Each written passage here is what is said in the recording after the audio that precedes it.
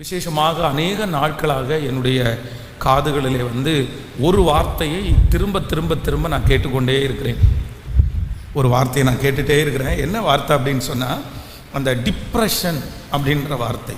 Depression யாரை கேட்டாலுமே இப்போ நிறைய பேர் என்ன சொல்கிறாங்க அப்படின்னு சொன்னால், எனக்கு ரொம்ப டிப்ரெஷனாக இருக்குது, எனக்கு ரொம்ப ட்ரிகர் ஆகுது, எனக்கு ரொம்ப கோபமாக வருது. அப்போது இந்த டிப்ரெஷன் அப்படின்ற வார்த்தை இந்த கொரோனாவுக்கு அந்த பக்கம் அந்த பக்கம் பார்த்தீங்க அப்படின்னு சொன்னால், நிறைய பேருடைய வாயிலிருந்து அந்த வார்த்தை உச்சரிக்கப்பட்டு கொண்டே இருக்கிறது. அப்படின்னா அந்த டிப்ரெஷன் அப்படின்ற வார்த்தை. ஆனால் ஆண்டவர் நம்முடைய வேதத்தில் பார்த்தீங்க அப்படின்னா, சகல நோய்களுக்கும் ஆண்டவர் மருந்தை வைத்திருக்கிறார். சகலவற்றுக்குமே இந்த உலகத்தில் இருக்கிற ஒரு மனிதனுக்கு என்னென்ன வேண்டுமோ எல்லாவற்றுக்கும் ஆன்சர் ஆண்டவர் எங்கே வச்சிருக்கிறார் அப்படின்னு சொன்னால், நம்முடைய வேதத்தில் கர்த்தர் வச்சிருக்கிறார். நம்மளை அப்படி தான் ஆண்டவர் படைச்சிருக்கிறார். பாருங்கள், நம்முடைய உடம்பில் இருக்கிற நிறைய அவயவங்கள் நம்ம யாருமே ஆப்ரேட் பண்ணலை. ஆனால் அதுவே என்ன ஆகுது அப்படின்னு சொன்னால், அதுவே ஆப்ரேட் ஆகுது. ஆண்டவர் அப்படி தான் என்ன பண்ணியிருக்கிறாருன்னா, நம்முடைய சரீரத்தை கர்த்தர் அப்படி தான் டிசைன் பண்ணியிருக்கிறார். நம்முடைய இரத்த ஓட்டங்கள் சீராய் அமைகிறது, நம்முடைய கண்களில் பார்வை நமக்கு சரியாய். அப்போது ஆண்டவர் நம்மளை டிசைன் பண்ணும்போதே நம்முடைய அவயவங்கள் தன்னை போல ஓடுகிற அளவிற்கு அவ்வளவு ஞானமாய் படைத்திருக்கிற அந்த தேவன் இந்த உலகத்திலே எந்த விதமான காரியத்திற்கும் ஆன்சரை கர்த்தர் நமக்கு வைத்திருக்கிறார். இந்த உலகத்தில் இந்த டிப்ரெஷன் அப்படின்ற இந்த கேட்டகரிக்கு போயிட்டீங்கன்னா, அப்படின்னா இந்த மன அழுத்தம் என்கிற ஒன்றுக்கு நீங்கள் போயிட்டீங்கன்னா, எந்த டாக்டர்கிட்ட போனாலுமே அவர்களுக்கு மெடிசன் இருக்குது. எதுக்கு அப்படின்னு சொன்னால், அது விக்ரஸ் ஆகாமல் இருக்கிறதற்கான மெடிசன் இருக்குது. ஆனால் இந்த டிப்ரெஷன் இல்லைன்னா இந்த மன அழுத்தத்தை 100% க்யூர் பண்ணுற அளவிற்கு இன்னும் மெடிசன்ஸ் கண்டுபிடிக்கப்படவில்லை. நம்முடைய சரீரத்தில் இருக்கிற பல நோய்களுக்கு இன்னும் அதை முழுக்க தீர்க்கிற அளவிற்கு மருந்துகள் கண்டுபிடிக்கப்படவில்லை. அதில் மிக முக்கியமான ஒரு வியாதி என்ன அப்படின்னு சொன்னால், இந்த டிப்ரெஷன். இந்த டிப்ரெஷனை சில நேரத்தில் டாக்டர்கள் என்ன பண்ணுவாங்கன்னா, கண்ட்ரோல் பண்ணி, அதுவும் எப்படி கண்ட்ரோல் பண்ணுவாங்க அப்படின்னு சொன்னால், நம்மளை எழும்ப விடாமல், நம்முடைய இஷ்டத்துக்கு நம்ம செயல்பட விடாமல், இந்த டிப்ரெஷன் மாத்திரையை சாப்பிட்றவங்களுக்கு நிறைய பேருக்கு தெரியும். இந்த டிப்ரெஷன் மாத்திரை என்ன பண்ணும் அப்படின்னு சொன்னால், நம்மளை இறுக்கி ஒரு கயிறில் கட்டுறது மாதிரி இருக்கும், ஒரே கட்டி போடும். நீங்கள் இந்த டிப்ரெஷன் மாத்திரையை சாப்பிட்டு காலையில் எந்திரிச்சிங்கன்னா பார்த்தீங்கன்னா, இந்த வாயை திறக்க முடியாது. அது ரொம்ப கஷ்டப்பட்டு தான் நம்மளை திறக்கணும். ஏன்னா அந்த நரம்புகளை எல்லாம் என்ன பண்ணும் அப்படின்னு சொன்னால், அப்படியே இழுத்து அப்படியே பிடிச்சிக்கும். அப்படி தான் ஒரு மனுஷனுடைய டிப்ரெஷனை பாருங்கள், நிறைய பேர் டிப்ரெஷன் அதிகமாகி, மன அழுத்தம் அதிகமாகி, ரொம்ப கோவப்பட்டு அடித்து உடைக்கிறாங்க பாருங்கள். அவங்க எல்லாரையுமே பார்த்திங்கன்னா மெடிசன் கொடுத்து கண்ட்ரோல் பண்ணுவாங்க. என்ன கண்ட்ரோல் பண்ணுவாங்கன்னா, அந்த இன்ஜெக்ஷன் போடும்போது ஒன்று அவங்க தூங்கிடுவாங்க, இல்லைன்னா அவங்களால அவங்களுடைய உடம்பை வச்சுட்டு எதுவுமே பண்ண முடியாது. இந்த ட்ரீட்மெண்ட் தான் இருக்குது. நான் டிப்ரெஷனுடைய உச்சக்கட்டத்தில் இருக்கும்போது ஒரு சைக்காலஜிக் டாக்டர்கிட்ட போய் ட்ரீட்மெண்ட் எடுக்கும்போது, நான் எதில் ரொம்ப கஷ்டப்பட்டேன் அப்படின்னா, நம்ம போய் இந்த டிப்ரெஷனுக்காக சைக்காலஜிக்கலாக நம்ம மாத்திரை சாப்பிட்றோமே அப்படின்றது எனக்கு ரொம்ப கஷ்டமாயிருச்சு. அப்போ அந்த டாக்டர் இடத்துல நான் கேட்டது என்ன அப்படின்னு சொன்னால், இந்த மாத்திரையை கண்டிப்பாக நான் எத்தனை நாள் சாப்பிடணும், எத்தனை மாதம் சாப்பிட்டா, ஒவ்வொரு வியாதிக்கும் ஒரு டோஸ் இருக்குது, இந்த டோஸை இவ்வளோ சாப்பிட்டா சரியாகுவாங்க, இந்த டிப்ரெஷனுக்கு சாப்பிட்ற எவ்வளோ நாள் சாப்பிடணும் போது அந்த டாக்டர் என்ன சொன்னார்னா, நீ எதுக்கு இப்போவே மாத்திரையை நிறுத்துறதை குறித்து நீ யோசிக்கிற? எதுக்கு யோசிக்கணும்? இந்த மாத்திரை அப்படின்னு சொல்கிறது ஒரு டைம் இதை ஸ்டார்ட் பண்ணிட்டா திரும்ப அதை நிறுத்துறது அப்படின்னு சொல்கிறது உன் கையில் தான் இருக்குது. அதை அவ்வளோ சீக்கிரமாக நிறுத்த முடியாது. இது பிபி சுகர் மாதிரி தான். இந்த பிபி மாத்திரை கண்டிப்பாக அது வந்தால் போட்டுகிட்டே இருக்கணும், சுகர் ஒரு மனுஷனுக்கு வந்தால் போட்டுகிட்டே இருக்கணும். அந்த மாதிரி நீ நினச்சிட்டு போய, நீ ஏன் இது ஒரு பெரிய விஷயமா நீ எடுத்துக்கிற அப்படின்னு அந்த டாக்டர். ஆக மொத்தத்தில் அந்த டாக்டர் என்ன சொன்னார் அப்படின்னு சொன்னால், டிப்ரெஷன் அப்படின்ற ஒன்றுக்கு ஒரு மெடிசன் எடுக்க வேண்டாம் அப்படின்றத நான் சொல்ல வரல. ஆனால் அந்த மெடிசன் அந்த வியாதியிலிருந்து 100% க்யூர் பண்ணோம், அந்த மனுஷனுடைய டிப்ரெஷன்லேருந்து வெளியே கொண்டு வருவோம் அப்படின்னு எந்த டாக்டர்ஸுமே கண்டிப்பாக சொல்ல முடியாது. அதுவும் இந்த கொரோனாவுக்கு முன்னாடி பார்த்தீங்க அப்படின்னு சொன்னால், இந்த டிப்ரெஷன் பெரிய அளவில் பேசப்பட்டது இல்லை. எங்கேயாவது ஒரு இடத்துல நம்ம கேள்விப்படுவோம், எங்கேயாவது ஒரு இடத்துல நம்ம பார்ப்போம்.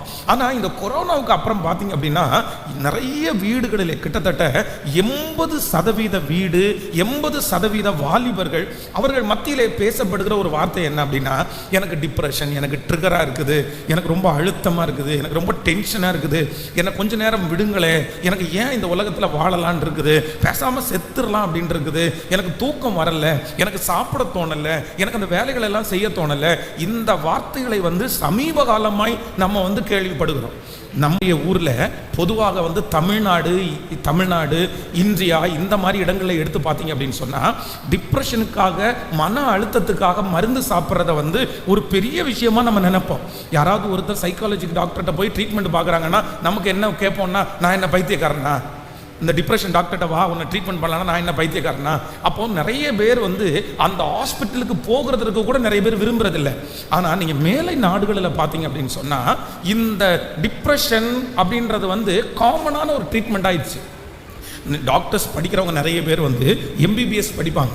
அப்புறம் ஒவ்வொருத்தரும் ஒவ்வொரு விதமாக படிப்பாங்க. என்னென்னா நியூரோலஜிஸ்ட் படிப்பாங்க, அப்புறம் டென்டல் தனியாக படிப்பாங்க, அப்புறம் கண்ணுக்கு தனியாக படிப்பாங்க. இந்த மாதிரி தனித்தனியாக நம்ம ஹார்ட்டுக்கு தனியாக படிப்பாங்க.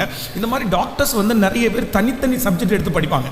ஆனால் மன அழுத்தம், டிப்ரெஷன் அப்படின்ற அந்த டோனில் படிக்கிறவங்க அதுக்கான டாக்டர்ஸ் பார்த்தீங்கன்னா ரொம்ப குறைவாக தான் இருப்பாங்க. நம்முடைய இந்தியாவில், தமிழ்நாட்டில் குறைவாக இருப்பாங்க. ஆனால் சமீப காலமாய் இனி நம்முடைய தேசத்திலே, நம்முடைய ஊரில் கூட அதிகமான இடத்துல நீங்கள் என்ன கிளினிக் பார்க்க முடியும் அப்படின்னா, இந்த டிப்ரெஷன், இந்த மன அழுத்தத்துக்குரிய டாக்டர்ஸ் கொஞ்சம் கொஞ்சமாக இன்க்ரீஸ் ஆகிட்டே இருக்குது. அதனுடைய நோயாளிகள் ரொம்ப அதிகமாய் பெருகி கொண்டே இருக்கிறார்கள். அப்போது ஆண்டவர் கொஞ்ச நாளைக்கு முன்பாகவே என்னுடைய இருதயத்தில் ஒரு பெரிய பாரத்தை வச்சுட்டே இருந்தார். ஏன் அப்படின்னு சொன்னால், நான் இந்த டிப்ரெஷனுக்குள்ளே கடந்து போகும்போது எனக்கு அதுலேருந்து எப்படி வெளியே வரணும் அப்படின்னு முழுக்க ஆண்டவர் ஒருத்தர் தான் எனக்கு கற்றுக் கொடுத்தார். யாருக்குமே புரியல. பொதுவாகவே இந்த டிப்ரெஷனில் இருக்கிற யாராவது ஒருத்தரிடத்துல போய் எனக்கு யோசனை வந்துட்டே இருக்கானே அப்படின்னு சொன்னால், நீ எதுக்கு யோசிக்கணும், உனக்கு என்ன பிரச்சனை, உனக்கு என்ன இல்லை, சும்மா உட்காந்து நீ சாப்பிட்டு படிக்கிறத விட்டுட்டு உனக்கு என்ன? அப்போது இந்த டிப்ரெஷனுடைய அனுபவத்திலே கடந்து வராத ஒரு நபருக்கு இந்த டிப்ரெஷனை குறித்து சொன்னால் அவங்களுக்கு புரியாது. அந்த மன அழுத்தத்தை குறித்து சொன்னால் புரியாது. அவங்க எல்லாம் என்ன சொல்ல தெரியுமா, எதுக்கு பயப்படணும், இப்போ உனக்கு என்ன இல்லை, நான் தான் பக்கத்தில் இருக்கேன்ல, நீ எதுக்கு யோசிக்கிற, நான் தான் பக்கத்தில். அவங்களுக்கு புரிய வைக்க முடியாது. அதே போல் என்னுடைய அந்த பலவீனத்திலிருந்து யாருமே கவுன்சிலிங் கொடுக்க முடியல.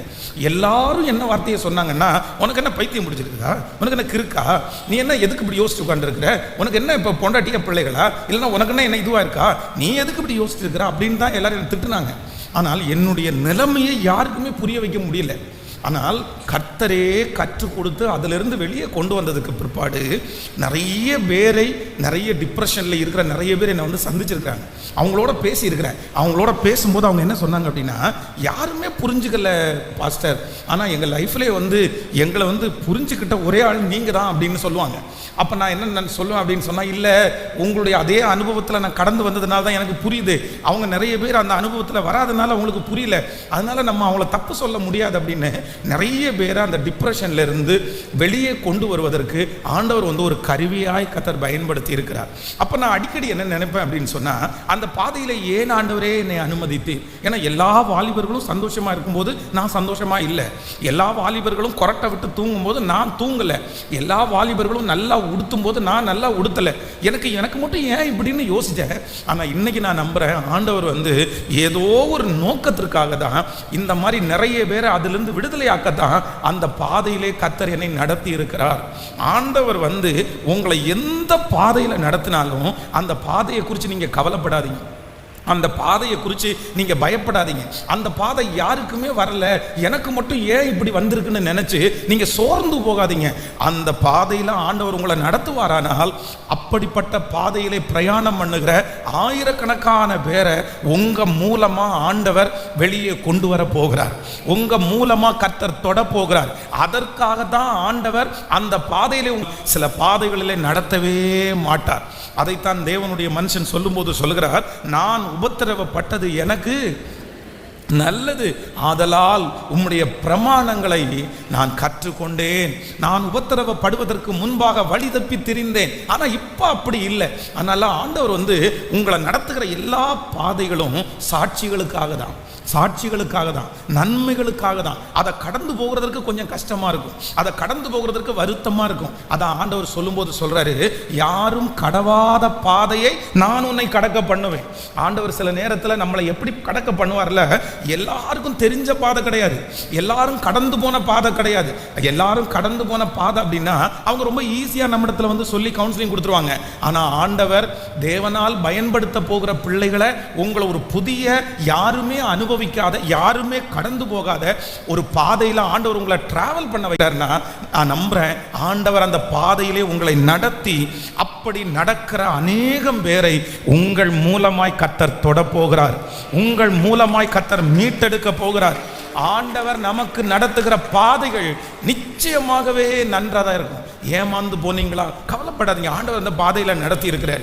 ஒருவேளை புறக்கணிக்கப்பட்டீர்களா, வியாதியோடு இருக்கிறீர்களா, தேவன் உங்களை நடத்துகிற பாதை இன்னைக்கு கடினமாக இருந்தாலும் ஒரு நாள் எப்படி இருக்கும்னா சாட்சியாய் அமையும். ஒரு நாள் அதை குறித்து நீங்கள் சாட்சி சொல்லுவீர்கள், இந்த பாதையிலெல்லாம் ஆண்டவர் என்னை நடத்தி வந்து மகிமையாய் நடத்தி இருக்கிறார். அப்போ ஆண்டவர் வந்து அந்த பாதையில் நடத்தினதுனால தான் இன்னைக்கு வந்து நிறைய வார்த்தைகள், நிறைய பேர் இப்படி ஜெபம் பண்ண வர்றதுனால எனக்கு வந்து ரொம்ப நாளாக வந்து நான் அப்படி ஜெபம் பண்ணிகிட்டே இருந்தேன். ஆண்டவரே, இந்த டிப்ரெஷனை குறித்து ஒரு வெளிப்பாடு வேணும், அதற்காக நான் ஜெபம் பண்ணணும், அதற்காக நிறைய பேருக்கு அதை சொல்லி அதிலிருந்து வெளியே கொண்டு வரணும் அப்படின்றதுக்காக ஜெபம் பண்ணும்போது ஆண்டவர் இந்த ஃபாஸ்டிங் ப்ரேயரில் அந்த மாதிரி ஆண்டவர் ஒரு கைடன்ஸ் ஆண்டவர் தந்தார். அதனால் இது எத்தனை வாரங்கள் வந்து தொடர்ந்து இந்த டிப்ரெஷனுக்காக நம்ம வந்து ஜெபம் பண்ண போகிறோம் அப்படின்னு தெரியல. ஆனால் நான் நம்புகிறேன் சீக்கிரமாய் ஆண்டவர் அப்படிப்பட்ட மன அழுத்தத்திலே இருக்கிற அநேகம் பேரை கர்த்தர் இந்த ஜெபத்திலிருந்து கர்த்தர் விடுதலையாக்கி சுயாதீனமாய் வாழ, சந்தோஷமாய் வாழ, நமக்கு கொடுக்கப்பட்டிருக்கிற வாழ்க்கையை மகிழ்ச்சியாய் வாழ ஆண்டவர் ஒரு கிருபையை கர்த்தர் தருவாராக. நீங்க வேதத்தில் பார்க்கும்போது பார்த்தீங்கன்னா பழைய பரிசுத்தவான்களை பாருங்க, எத்தனை பாடுகள், எத்தனை பாடுகள், எத்தனை வியாதிகள், ஆனால் அவங்களுக்கு இந்த டிப்ரெஷன் அப்படின்றது ஒன்று மட்டும் வரவே இல்லை. பாருங்களேன், நீங்கள் வந்து அப்போஸ்தலனாகிய பவுலை பாருங்கள், எத்தனை பிரச்சனை, கடல் பிரயாணத்தில் பிரச்சனையாக இருந்துச்சு, ஜனங்களால் வந்த மோசங்கள், இந்த மாதிரி எத்தனையோ லிஸ்ட் அடிக்கிட்டே போகிறாரு. ஆனால் இந்த மன அழுத்தம் அவங்களுக்கு வரவே இல்லை. பாருங்களேன், தூங்கணும்னு நினச்சா தூங்கிட்டாங்க, அவங்க வந்து அந்த இடத்துல பிரசங்கம் பண்ணணும்னு நினச்சா பிரசங்கம் பண்ணாங்க, அந்த இடத்துல பாட்டு பாடணும்னு நினச்சா பாட்டு பாடலை. அப்போது அவர்களுக்கு அந்த அளவிற்கு அவங்களுடைய இருதயம் எப்படி இருக்குன்னா ரொம்ப ஸ்ட்ராங்காக இருந்திருக்குது. அப்போது ஆண்டவருடைய பிள்ளைகளே, அவர்களை அப்படி கர்த்தர் நடத்த முடியுமானால் நம்மையும் ஆண்டவர் நடத்த முடியும். எத்தனை பேர் ஆமோதிக்கிறீர்கள்? ஸோ ஒவ்வொன்றாய் உங்களுக்கு சொல்லி சொல்லி சொல்லி நம்ம இன்னைக்கு என்ன பண்ண போகிறோம்னா, நம்ம ஜெபம் பண்ண போகிறோம். இது நமக்கு மட்டுமல்ல, நம்முடைய பிள்ளைகளை கூட தொடுவதே இல்லை. நான் நம்புகிறேன் இந்த பிரசங்கம் நடந்து கொண்டிருக்கும் போதே தேவனுடைய மகிமை உங்கள் மேல் பிரகாசிக்கும். நீங்கள் எந்த இடத்துல இருந்தாலும் பிரகாசிக்கும். இனி நீங்கள் விடுதலையோடு வாழ்வீர்கள், நீங்கள் இனி சுதந்திரமாய் வாழ்வீர்கள், இனி நீங்கள் மகிழ்ச்சியோடு வாழ்வீர்கள். நான் நம்புகிறேன் இனி அந்த அழுத்தம் இல்லாமல் கர்த்தர் வாழ ஆண்டவர் பெரிய கிருபை செய்வாராக. இந்த மன அழுத்தத்தை குறித்து, டிப்ரெஷனை குறித்து ஒரு தேவனுடைய பிள்ளை இதை அறிஞ்சுக்கணும். என்ன அப்படின்னு சொன்னா, இது வருகிற வியாதி அல்ல, இது வர வைக்கிற வியாதி. கவனிங்க, நீங்கள் வந்து இதை முதல்ல அண்டர்ஸ்டாண்ட் பண்ணுங்க. இந்த மன அழுத்தம், டிப்ரெஷன் அப்படின்றது வந்து வருகிற வியாதி அல்ல. ரெண்டு விதமாக இருக்குது. ஒன்று வந்து சிலரை வந்து பிசாசு பிடிச்சின்னு வைங்களேன், இந்த பிசாசு பிடிச்சிருக்கிறவங்க சிலரை வந்து டிப்ரெஷனுக்குள்ளே நடத்தும். நம்ம வேதத்தில் வந்து நீங்கள் வந்து அந்த புதிய ஏற்பாட்டில் வாசிக்கும் போது ஒரு மனுஷன் கல்லறையில் குடியிருக்கிறார். அந்த மனுஷனுக்குள்ளே ஆண்டவர் வந்து அந்த பிசாசை துரத்தும் போது 7000 பிசாசு அதுக்குள்ளே இருக்குதாமா. இந்த பிசாசு அவனை என்ன பண்ணிச்சு அப்படின்னு சொன்னால், அவனை வந்து இந்த பிசாசு வந்து அவனை மன அழுத்தத்துக்குள்ளே ஆளாக்கிருச்சு. எப்படின்னா, அவன் வந்து தன்னுடைய சொந்த கையினால் தன்னை காயப்படுத்தி, அவன் நைட்டு கல்லறையில் இருந்து தான் யாருன்னே தனக்கு தெரியாமல் இருந்தான். இது என்னன்னா, இது வந்து டிப்ரெஷனுடைய எக்ஸ்ட்ரீம். நல்லா கவனிச்சுங்க, டிப்ரெஷனுக்கு படிகள் இருக்கிறது. பொதுவாக வந்து சில டிப்ரெஷன் வந்து நமக்கு ஆபத்து இல்லை. ஒரு பிரச்சனை வரும்போது உடனே கவலைப்படுறது, ஒரு மரணம் வரும்போது உடனே ஒரு சோகம் வருகிறது, ஒரு சின்ன பிரச்சனைக்கு கொஞ்சம் பயப்படுறது, இதெல்லாம் டிப்ரெஷனுடைய ஆரம்பம். ஆனால் இது வளர்ந்துச்சு அப்படின்னா கடைசியில் இந்த டிப்ரெஷன் எங்கே கொண்டு போய் விடும்னா, நம்மளையே மறக்க பண்ணும். நான் யாருன்றதை மறக்கப்படும், நான் எங்கே இருக்கிறேன் அப்படின்றத மறக்கப்படும். ஸோ ஆண்டவருடைய கிருபையினால ஆண்டவர் என்னை கிருபையாய் தப்புவித்தார். நான் வந்து டிப்ரெஷனில் பார்த்தீங்க அப்படின்னா அப்படியே லெவல் எனக்கு தாண்டிட்டே இருக்குது. ஃபஸ்ட்டு வந்து பார்த்தீங்கன்னா ரொம்ப வந்து பயப்பட்டேன், பயத்தில் ஆரம்பிச்சிச்சு. அதுக்கப்புறம் ரொம்ப யோசித்தேன், அதுக்கப்புறம் ரொம்ப நடுக்கமாயிருச்சு, அதுக்கப்புறம் எதுலையுமே கான்சன்ட்ரேட் பண்ண முடியல, அதுக்கப்புறம் என்னுடைய உடம்பே என்னால் கவனிச்சிக்க முடியல, அதுக்கப்புறம் என்னால் சாப்பிட முடியல, அதுக்கப்புறம் பார்த்தீங்கன்னா தூக்கம் என்னை விட்டு போயிடுச்சு, அதுக்கப்புறம் பார்த்தீங்க அப்படின்னா நான் இருக்கிற இடத்தையும் மறக்கிறது மாதிரி ஆயிடுச்சு. அப்புறம் கொஞ்சம் இன்னும் எஸ்ட்ரீம் போகும்போது என்ன தோணுச்சு அப்படின்னு சொன்னால், இந்த குப்பையை எடுத்துடலாமா, இந்த குப்பையை போய் பொறுக்கலாமா, இந்த இடத்துல போய் நின்றுக்கலாமா அப்படின்னு நினைக்கிற அளவுக்கு அப்படியே நாளுக்கு நாள் போயிருச்சு. ஆனால் ஆண்டவர் வந்து பெரிய தயவு, நான் வந்து அதிலிருந்து வெளியே வந்தது அப்படின்றது வந்து முழுக்க முழுக்க ஆண்டவருடைய பெரிய அனுக்கிரகமே இல்லாமல் வேற எதுவுமே இல்லை. ஆண்டவருக்கு வந்து நான் ரொம்ப நன்றி செலுத்துகிறேன். ஏன் அப்படின்னா முடிஞ்சிருச்சுன்னு தான் நினச்சேன். என்னுடைய மனதில் வந்து விசுவாசம் அப்படின்றது வந்து ஒரு % கூட இல்லை, ஒரு துளி கூட இல்லைன்னு வச்சுக்கோங்களேன். நான் வந்து திரும்ப ரிட்டர்ன் வருவேன்னு நினைக்கவே இல்லை. ஆனால் ஆண்டவருடைய தயவு ரொம்ப பெருசு. அப்போது இந்த டிப்ரெஷன் வந்து பிசாசு பிடித்திருக்கிற மனிதர்களை வந்து பிசாசு வந்து ஒரு விதமான டிப்ரெஷனை கொடுப்பான். ஒரு மனிதனுக்குள்ளே பிசாசு பிடிக்கும்போது அது வந்து அவனுக்குள்ள வெறுமையை கொடுக்கும், அது வந்து அவனுக்குள்ள டிப்ரெஷனை கொடுக்கும். அது வேற ஒன்று. இன்னொன்று, டிப்ரெஷன் என்கிறது ஒரு வியாதி, வருகிற வியாதி அல்ல. காய்ச்சல் வந்து நமக்கு வருகிற வியாதி. நம்முடைய உடம்புல இருக்கிற நிறைய வியாதிகள் வந்து வருகிற வியாதி. அது சாப்பாட்டுனாலேயோ இல்லை வேற எதுனாலேயோ வரும். ஆனால் இந்த டிப்ரெஷன் அப்படின்றது முழுக்க முழுக்க நமக்கு நாமே உருவாக்கி கொள்ளுகிற வியாதி. இது வேற எதுவுமே காரணம் இல்லை. உங்கள் உடம்பு அதுக்கு காரணம் இல்லை, உங்களுடைய ஆசீர்வாதங்கள் அதுக்கு காரணம் இல்லை, உங்களை சுற்றி இருக்கிற எதுவுமே காரணம் இல்லை. இந்த டிப்ரெஷன் ஒரு மனிதனுக்குள்ள எப்போ ஸ்டார்ட் ஆகும் அப்படின்னு சொன்னால், அந்த மனிதனால் உருவாக்காமல் டிப்ரெஷன் என்கிற ஒன்று ஆரம்பிக்காது. நீங்க நினைச்சீங்கன்னா உங்களை மன அழுத்தத்தினுடைய வியாதியை நீங்க வருத்திக்கலாம். நீங்க நினைச்சீங்கன்னா மன அழுத்தம் இல்லாம வாழலாம். இது ரெண்டுமே ஆண்டவர் வந்து யாருடைய, நான் சொல்றது நல்லா புரிஞ்சுக்குங்க. பிசாசு பிடிக்கிற அப்படின்னா யாராவது ஒருத்தரை பிசாசு பிடிச்சிருக்கும் பாருங்க, அந்த பிசாசு வந்து மன அழுத்தத்துக்குள்ள அவங்கள கொண்டு போய் விடுவான், அது வேற கேட்டகரி. மற்றபடி இந்த மன அழுத்தம் என்கிற வியாதி முழுக்க முழுக்க நம்ம உண்டு பண்ணுறதுல தான் இருக்குது. நானா உண்டு பண்ணுறதுல தான் இருக்குது, நானா அதை கிரியேட் பண்ணுறதுல தான் இருக்குது. நான் நினச்சா டிப்ரெஷன் இல்லாமல் வாழலாம், நான் நினச்சா என்னை ஒரு மனநோயாளியாய் நான் மாற்றுவதற்கு முடியும். அது வேற யாருடைய கையிலையும் இல்லை. யாருடைய கையில் இருக்கு அப்படின்னா என் கையிலேயே இருக்கிறது. நான் என்ன நம்புறேன் அப்படின்னு சொன்னா, நீங்க வந்து உங்களுக்கு நீங்களே உருவாக்கி கொள்ளாதீங்க, டிப்ரெஷனை நீங்க வளர்த்தாதீங்க, நீங்க அந்த மன அழுத்தத்துக்குள்ள நீங்க கொண்டு போகாதீங்க. அப்படிப்பட்ட ஒரு இருதயத்தை ஆண்டவரிடத்துல இன்றைக்கு கர்த்தருடைய பிள்ளைகள் கேட்க வேண்டும்.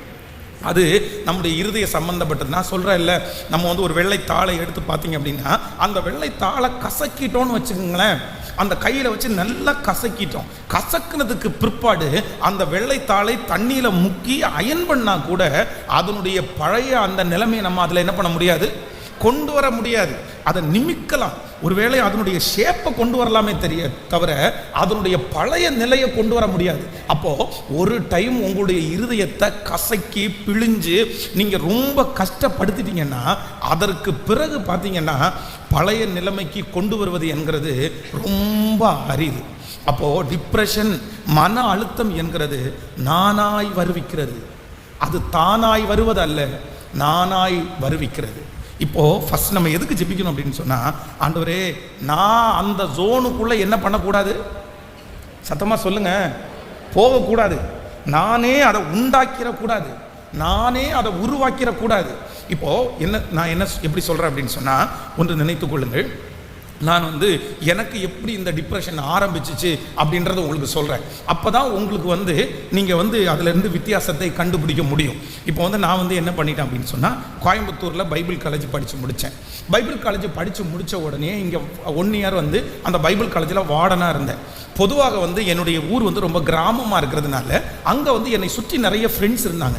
நாங்கள் வந்து ஃப்ரீயாக அப்படின்னா வேலை இல்லாத நேரத்தில் நீச்சல் குளத்தில் போய் நீச்சல் அடிக்கிறது, ஆற்றுல போய் நீச்சல் அடிக்கிறது, இந்த மாதிரி ஒரு ஃப்ரெண்ட் சர்க்கிள் வந்து அப்படியே இருந்துட்டோம். இப்போ அங்க இருந்து அந்த ஃப்ரெண்ட் சர்க்கிளை விட்டுட்டு நான் பைபிள் காலேஜில் வரும்போது கொஞ்சம் ஸ்ட்ரெஸ் ஆனேன். அப்படின்னா ஒரு தனிமை, ஒரு சோர்வு, கூட ஃப்ரெண்ட்ஸ் இருந்தாங்க. ஆனால் வந்து இங்கேயும் ஒரு 30 பேர் என் கூட படித்ததுனால சீக்கிரமாக அதை விட்டு வெளியே வந்துட்டேன். சரி பரவாயில்ல, நம்ம கூட பேசுறதுக்கு அப்புறம் துணை வந்துச்சு. அப்படியே ஜாலியாக 3 இயர்ஸ் பைபிள் காலேஜ் படித்து முடிச்சிட்டேன். 3 வருஷம் படித்து முடித்த உடனே அதற்கு பிறகு 1 இயர் அங்கே பைபிள் காலேஜில் வார்டனாக இருந்தேன். அப்போவும் என்ன அப்படின்னா சுற்றி பசங்கள்லாம் இருக்கிறதுனால எனக்கு ரொம்ப நல்லா இருந்துச்சு, அந்த டிப்ரெஷன் அப்படின்றது வரல. இப்போ அங்கேருந்து சென்னைக்கு மாறுதலாகி சென்னையில் பொர்சிவாக்கம் அப்படின்ற இடத்துல ஒரு சர்ச்சில் அசிஸ்டன்ட் பாஸ்டர் அப்பாயின்மெண்ட் பண்ணி அந்த திருச்சபையை நடத்திட்டு இருந்தேன். அப்போவும் என்ன அப்படின்னு சொன்னால் இந்த நம்முடைய இது நம்ம சர்ச் ஆஃப் காட் ஸ்தாபனம் வந்து சென்னையில் வந்து அவங்களுடைய ஹெட் ஆஃபீஸில் என்னை பின்னாடி ரூமில் தங்க வச்சாங்க. அங்கேயும் 4-5 பசங்க என் கூட இருந்ததுனால எனக்கு தனிமை அப்படின்றது ஒன்று எனக்கு தெரியவே இல்லை.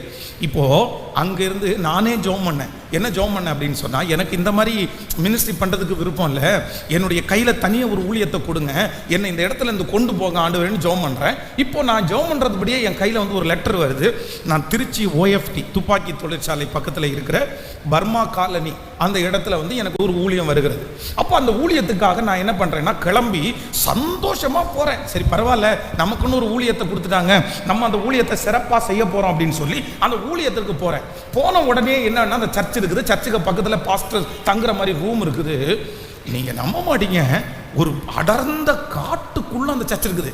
ஆனால் கடந்த ஒரு 6 மாதத்துக்கு முன்னாடி அந்த சர்ச்சை பார்க்கணுன்னு போனேன். இன்றைக்கி பார்த்தீங்கன்னா அந்த இடத்துலலாம் பார்த்தீங்கன்னா நிறைய வீடுகளெல்லாம் வந்துருக்குது. ஆனால் நான் வந்து 2004 அந்த இடத்துல இருக்கும்போது அந்த சர்ச்சை சுற்றி வேறு எந்த வீடுமே இல்லை. என் கையில் அந்த டைம் ஃபோனும் எதுவும் இல்லை. ஃபோன் அட்டன் பண்ணனா கூட 1 கிலோமீட்டர் நடந்து போகணும். ஏதாவது ஒரு பொருள் வாங்கணும்னா 2 கிலோமீட்டர் அங்கேருந்து நடந்து வரணும். அது வந்து நான் வந்து வேற அந்த சர்ச்சுக்கு என்ன ஒரு மூப்பனார் கூட்டிகிட்டு போனார். இதுதான் நீங்கள் தங்க போகிற இடம்னாரு. அவர் சொன்னார் மாடிக்கு மட்டும் போக வேணான்னாரு. ஏன் அப்படின்னு சொன்னால், இந்த ஏரியாவோட ரவுடி பசங்க வந்து மேலே தான் தண்ணி அடிச்சுட்டு படுப்பாங்க, அதனால் நீங்கள் மாடிக்கு போவானான்றாரு. அப்புறம் வந்து சர்ச்சினுடைய ஜன்னலெல்லாம் உடஞ்சிருக்குது. எதுக்கு இந்த மாதிரி உடைச்சா, யார் உடைச்சான்னு கேட்டால் அது ஒன்றும் இல்லை, திருடங்க வந்து உடைச்சிட்டு காணிக்கப்படியை தூக்கிட்டு போகிறதுக்காக ட்ரை பண்ணாங்க அப்படின்றாரு. அப்படிப்பட்ட ஒரு பொட்டல் காடு.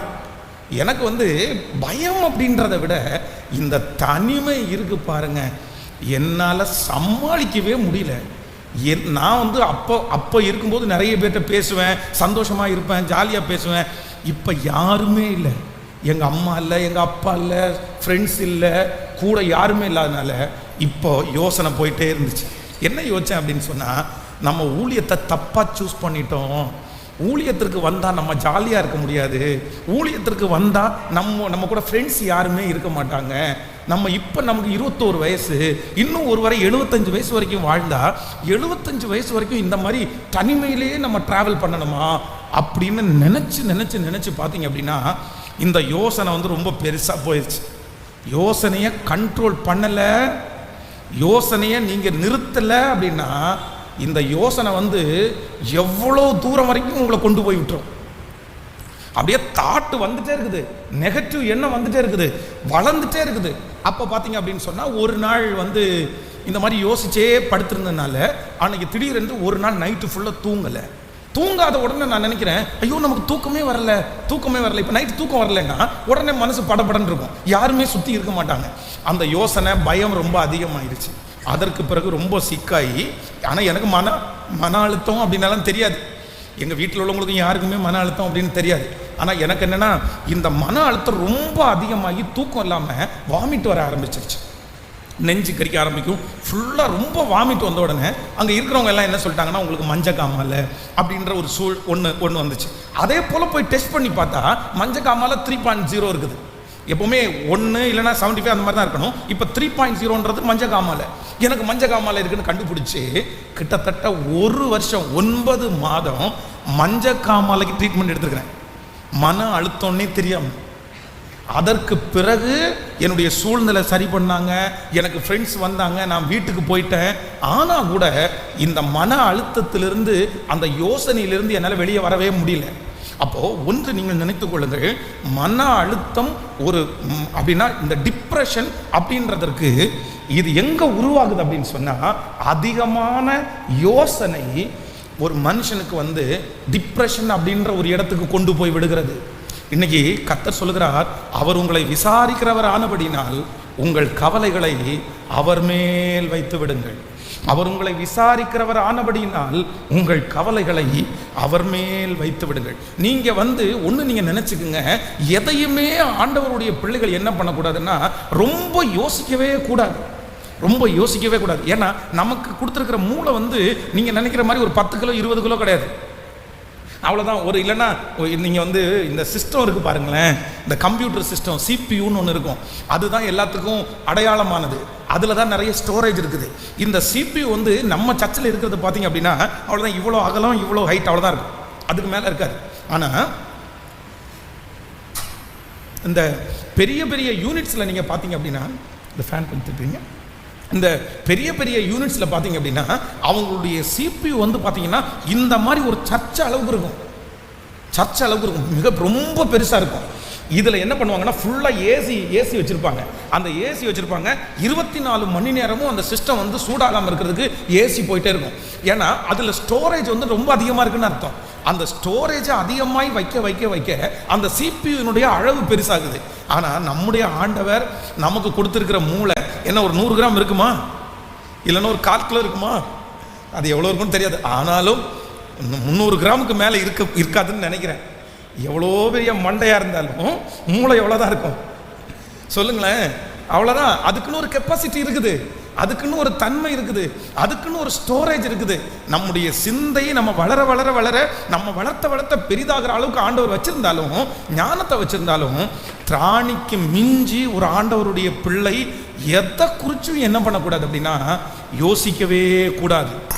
நீங்கள் மன அழுத்தத்திலிருந்து வெளியே வரணும்னு நீங்கள் நினைச்சீங்கன்னா நீங்கள் எடுக்கக்கூடிய முதல் தீர்மானம் என்ன அப்படின்னு சொன்னால், ஆண்டவரே நான் அதிகமாக நான் என்ன பண்ண மாட்டேன் சொல்லுங்க சத்தமா.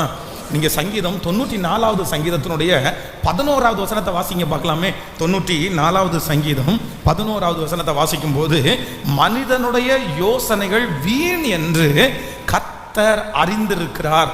எல்லாரும் சேர்ந்து சொல்லலாம். 94வது சங்கீதம் 11வது வசனம், மனுஷனுடைய யோசனைகள் வீண் என்று கர்த்தர் அறிந்திருக்கிறார். எல்லாரும் திரும்ப திரும்ப சொல்லுங்கள். மனுஷனுடைய யோசனைகள் வீண் என்று கர்த்தர் அறிந்திருக்கிறார். கர்த்தர் அறிந்திருக்கிறார். என்ன வேணும்னாலும் நடக்கட்டும், என்ன வேணும்னாலும் நடக்கட்டும். இன்னைக்கு இந்த ஃபாஸ்டிங் ப்ரேயர்ல நம்ம எடுக்க வேண்டிய ஒரு தீர்மானம் என்ன அப்படின்னா, ஆண்டவரே என்னுடைய யோசனையினால எதுவும் பண்ண சொல்லுங்களேன் முடியாது. எதுவுமே நீங்க செய்ய முடியாது. என்ன பண்ண முடியும்னு நினைக்கிறீங்க? நீங்க யோசிச்ச உடனே என்ன பண்ண முடியும்? அந்த காரியம் மாறிடுமா? அந்த காரியம் நின்றுமா? அந்த காரியத்தை திரும்ப பெற்றுக்கொள்ள முடியுமா? இல்ல. ஒரு கடன் ஆயிடுச்சு, யோசிச்சு என்ன பிரயோஜனம்? ஒருத்தர் அவமானப்படுத்திட்டாங்க, யோசிச்சு என்ன பிரயோஜனம்? நமக்கு ஒன்று நஷ்டம் வந்துருச்சு, யோசிச்சு என்ன பிரயோஜனம்? நம்மள ஒருத்தர் ஏமாத்திட்டாங்க, நம்ம யோசிச்சு என்ன பிரயோஜனம்? ஆண்டவர் என்ன சொல்றார் அப்படின்னு சொன்னா, மனிதனுடைய யோசனை வீண் என்று கர்த்தர் அறிந்திருக்கிறார். நடந்ததெல்லாம் நன்மைக்கு தான், நடப்பதெல்லாம் நன்மைக்கு தான். ஆனால் நான் என்ன பண்ண மாட்டேன் அப்படின்னு சொன்னால், இனி எதை குறிச்சும் நான் என்ன பண்ண மாட்டேன், யோசிக்கவே மாட்டேன். எத்தனை பேர் ஆமோதிக்கிறீர்கள்? நீங்கள் நிறைய பேர் சொல்லுங்க, பாஸ்டர் சொல்கிறது ஈஸி பாஸ்டர், ஆனால் எப்படி யோசிக்காமல் இருக்கிறது, எப்படி யோசிக்காமல் நடக்கிறத எப்படி யோசிக்காமல் இருக்கிறது. ஆனால் நீங்கள் யோசிக்காமல் இல்லை அப்படின்னு சொன்னால் கண்டிப்பாக நீங்கள் என்ன பண்ணுவீங்கன்னா வீக் ஆவீங்க. இன்னையிலிருந்து ஒரு முயற்சியை மட்டும் எடுங்களேன், ஒரு முயற்சியை மட்டும் எடுங்களேன். கர்த்தர் பார்த்து கொள்ளுவார். யெகோவா ஈரே, கர்த்தர் பார்த்து கொள்வார். நான் யோசிக்க மாட்டேன். இப்போ பாருங்க, ஆபிரகாமை பார்த்து ஆண்டவர் சொல்லுகிறார், உன்னுடைய புத்திரனும் உன்னுடைய ஏக சுதனமாய் இருக்கிற உன்னுடைய குமாரனை நீ எனக்காக என்ன பண்ணு, சத்தமா சொல்லுங்க. இப்போ உங்கள்கிட்ட அப்படி சொல்றாருன்னு வச்சுங்களேன், நீங்க என்ன பண்ணுவீங்க? ஆமா ஆண்டவரே, நாளைக்கு காலையில் கிளம்புறேன் ஆண்டவரே அப்படின்னு நான் சொல்லுவீங்க. சொல்லுங்க சத்தமா. உங்களுக்கு யோசனை எப்படி போகும் தெரியுமா? ஆண்டவரே 100 வயசுல தவம் இருந்து பெற்ற பிள்ளை ஆண்டவரே, ஊட்டி இல்லவா வளர்த்தேன், அவன் சட்டையை எடுத்து பார்க்கறது, அவன் பேண்டை எடுத்து பார்க்கறது, அப்படி யோசனை இப்படி போசனை. ஒருவேளை கொண்டு போகிற வழியில் இல்லைன்னா நான் கத்தி எடுத்து ஓங்கும் போது அமைதியாக இருந்துட்டாருன்னா, நமக்கு கொடுத்தா அதான் சொல்லுவாங்களே ஏக்கர் கணக்கில் யோசிப்பாங்க. நம்ம நிறைய பேர் இந்த ஜபத்தில் இருக்கிறவங்க, நீங்கள் சாதாரணமான ஆட்கள் அல்ல, நீங்கள் ஏக்கர் கணக்கில் யோசிக்கிற ஆட்கள். ஆமென். நடந்தது ஒன்றா இருக்கும், ஆனால் அதான் சொல்கிறேன், உம்முடைய கற்பனையோ மகா விஸ்தாரம் அப்படின்னு சொன்னது மாதிரி இந்த சத்தத்தை கேட்குற நிறைய பேருடைய கற்பனை மகா விஸ்தாரம். என்ன அதுக்கு கண்ணு வச்சு, காது வச்சு, மூக்கு வச்சு, பல்லு வச்சு ஒரு உருவமா மாத்தி நடக்காத ஒன்றை எங்கெங்க கொண்டு போய் விடுறது. ஆனா ஒண்ணு நீங்க நினைச்சுக்குங்க, இன்றைக்கு இந்த மன அழுத்தத்திலிருந்து வெளியே வருவதற்கு நீங்க எடுக்கக்கூடிய முதல் முயற்சி என்ன அப்படின்னா, நான் என்ன பண்றேன் அப்படின்னு சொன்னா, என்னுடைய யோசனைகளை நான் நிறுத்த போறேன். எனக்காக கர்த்தர் யாவையும் செய்து முடிப்பார். நான் யோசிக்கிறதுனால எதுவும் வரப்போறது? சத்தமா சொல்லுங்க. ஒரு பெரிய டாக்டர் வந்து அந்த டாக்டரை வந்து சந்திச்சு வந்து, டாக்டர், இத்தனை ஆயிரக்கணக்கான நோயாளிகள் வர்றாங்களே, இந்த அத்தனை நோயாளிகளுடைய நோய்கள் எல்லாம் சொல்றாங்கல்ல, உங்களுக்கு கஷ்டமா இருக்காதா? நீங்க எப்படி இதெல்லாம் சமாளிக்கிறீங்க? உடனே அவர் வந்து அவருடைய டேபிளில் போய் உட்கார்ந்து சொன்னாராமா, இந்த டேபிளுக்கு முன்னாடி இருக்க சேர் பாருங்களேன், இதுக்கு முன்னாடி உட்கார்ந்து நோயாளிகள் எனக்கு ட்ரீட்மெண்ட் எல்லாம் சொல்லுவாங்க, எல்லாருக்கும் ஆறுதல் சொல்லுவேன், ட்ரீட்மெண்ட் சொல்லுவேன், முடிச்ச உடனே என்னுடைய பெண்ணை மூடி இங்கே வைப்பேன், அவ்வளோதான். இந்த பெண்ணை மூடி இங்கே வச்சுட்டேன் அப்படின்னா, இந்த ரூமை விட்டு நான் கிளம்பும் போது எல்லாரையுமே என்ன பண்ணிடுவேன்? சத்தம் மறந்துடுவேன், அவ்வளோதான். திருப்பி அடுத்த நாள் காலையில திரும்ப இந்த ரூமுக்குள்ள என்டர் ஆகும் போதுதான் அடுத்து யாரை குறித்து யோசிப்பேன்? டாக்டர், என்ன டாக்டர் சொன்னீங்க? ஆமாப்பா, நீ சொல்றது மாதிரி அப்படியே அந்த நோயாளிகளே நான் யோசிச்சுட்டு இருந்தா, நான் இன்னொரு டாக்டர்கிட்ட போய் என்ன பண்ணணும்? நான் ட்ரீட் பண்ணணும். நான் உயிரோடு இருக்க வேண்டுமானால், நான் நிறைய பேருக்கு ட்ரீட்மெண்ட் கொடுக்கணும்னா நான் எங்க மறக்கணும் சொல்லுங்க? இந்த ரூமுக்குள்ள மறக்கணும், இந்த இடத்துல மறக்கணும். இனி என்ன பார்த்துக்கலாம் அப்படின்னு சொன்னா, இனி நாளைக்கு பார்த்துக்கலாம், இனி நாளானைக்கு பார்த்துக்கலாம். அதனால தான் ஆண்டவர் சொல்றாரு, சமாதானத்தோடு படுத்து நித்திரை செய். சமாதானத்தோடு கர்த்தர் நம்மை தாங்குகிறார். என்னுடைய யோசனையை இன்னைக்கு நிறைய பேர் பாருங்க, ராத்திரி தூங்காம இருக்கிறதுக்கு காரணம் என்ன? சிந்தனை ஓடிட்டே இருக்குது.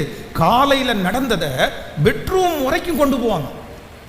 இன்று நீங்க எல்லாரும் இல்ல, உங்களுடைய படுக்கை அறைக்கு கொண்டே போகாதீங்க, உங்களுடைய கடனை படுக்கை அறைக்கு கொண்டு போகாதீங்க, உங்களுடைய அவமானத்தை படுக்கை அறைக்கு கொண்டு போகாதீங்க, அந்த மனிதன் பேசின பேச்சை படுக்கை அறைக்கு கொண்டு போகாதீங்க. யாராவது ஒன்று பேசினாங்களா, யாராவது ஒன்று உங்களை வருத்தப்படுத்தினாங்களா, யோசிச்சு திரும்ப அதற்கு உயிர் கொடுக்காதீங்க. யோசனை அப்படின்றதுக்கு என்ன அர்த்தம்னா, அது உயிர் கொடுக்கறதுக்கு சமானம். நீங்க ஒவ்வொரு டைமும் யோசிக்கும் போது ஒரு பொய்யான பிம்பத்தை, ஒரு பொய்யான காரியத்திற்கு நீங்க உயிர் கொடுத்துட்டு இருக்கிறீங்க. ஒரு கெட்ட மரத்திற்கு நீங்க உயிர் கொடுத்துட்டு இருக்கிறீங்க. ஒரு தேவையில்லாத களைக்கு நீங்க உயிர் கொடுத்துட்டு இருக்கிறீங்க. இந்த தேவையில்லாத மரம், இந்த தேவையில்லாத களைக்கு நீங்க இவ்வளவு உயிர் கொடுத்தீங்கன்னா, நாளைக்கு அதை பிடுங்கிறது, அழிக்கிறது, வெட்டுறது அப்படின்றது சுலபம் அல்ல, ரொம்ப கஷ்டம், ரொம்ப கஷ்டம். அதனாலதான் ஆண்டவர் சொல்றாரு, அவர் உங்களை விசாரிக்கிறவரானபடினால், அவர் உங்களை விசாரிக்கிறவரானபடினால். ஆமென். எனக்கு ஒரு மிகப்பெரிய ஆச்சரியம் என்ன அப்படின்னு சொன்னா, பிலிப்பியர் 4ஆம் அதிகாரத்தினுடைய 4 வாசிக்க வேண்டாம், நீங்க எனக்கு கவனிச்சா போதும், நான் சொல்லிட்டே இருக்கிறேன். அப்படியே பிலிப்பியர்ல நீங்க வாசிக்கும் போது, பிலிப்பியர் எழுதின நிருபத்தை அப்போஸ்தலனாகிய பவுல் எழுதுறாரு. எழுதும் போது அவர் என்ன எழுதுறாரு அப்படின்னா, கர்த்தருக்குள் எப்பொழுதும் சந்தோஷமாய் இருங்கள் என்று நான் உங்களுக்கு மறுபடியும் சொல்லுகிறேன். எங்க உட்கார்ந்து இந்த பிலிப்பியர் எழுதின நிருபத்தை அப்போஸ்தலனாகிய பவுல் எங்க எழுதுறாரு? சிறைச்சாலையில எழுதுறாரு. சிறைச்சாலையில எழுதும் போது என்ன எழுதுறாராமா?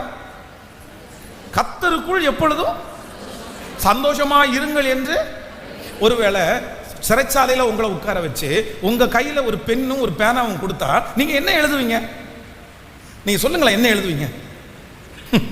நிறைய பேர் அழுகையோட ஃபர்ஸ்ட் ஆரம்பிக்கும் போதே ஒரு ஐகான் போட்டுறது, 2 கண்ணு கீழே அப்படியே கண்ணீர் துளி விழுகிறது, நான் ரொம்ப மிஸ் பண்றேன் எல்லாரையுமே அப்படின்னு கண்ணீரோட நிறைய பேர் எழுதுவாங்க. அப்படி இருக்கிறேன், இப்படி இருக்கிறேன், இது வந்த நான் அங்க வீட்டில் இருந்ததை நினைக்கிறேன், அதை நினைக்கிறேன், இதை நினைக்கிறேன், என் மேல எவ்வளவு பாசம், யாருமே இங்க இல்லை, தனியாக ஒரு 4 செவத்துக்குள்ள இருக்கிறேன், இங்க நாத்தம் அடிக்குது, இங்க கஞ்சி கொடுக்குறாங்க, என்னென்ன எழுதுவோம். ஆனா அப்போஸ்தலனாகிய பவுல் என்ன எழுதுறாரு அப்படின்னா, கர்த்தருக்குள் எப்பொழுதும் சந்தோஷமா இருங்க. என்ன அப்படின்னு சொன்னா, அந்த சிறைச்சாலையை குறித்து அவர் என்ன பண்ணல,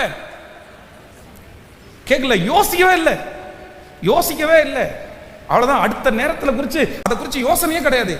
பிள்ளைங்க பாருங்க, இன்னைக்கு நிறைய பேர் பிள்ளை இப்பதான் குழந்தை பிறந்திருக்கும், குழந்தை பிறந்து 1 இயர் ஆனிவர்சரியில அந்த அம்மாவுக்கு என்ன கவலை தெரியுமா? இந்த குழந்தைக்கு கல்யாணத்தை நான் எப்படி பண்ணுவேன். அந்த பிள்ளைக்கு கல்யாணம் ஆகிறதுக்கு இன்னும் 20 வருஷம் இருக்குது. இன்னும் 22 வருஷம் இருக்குது.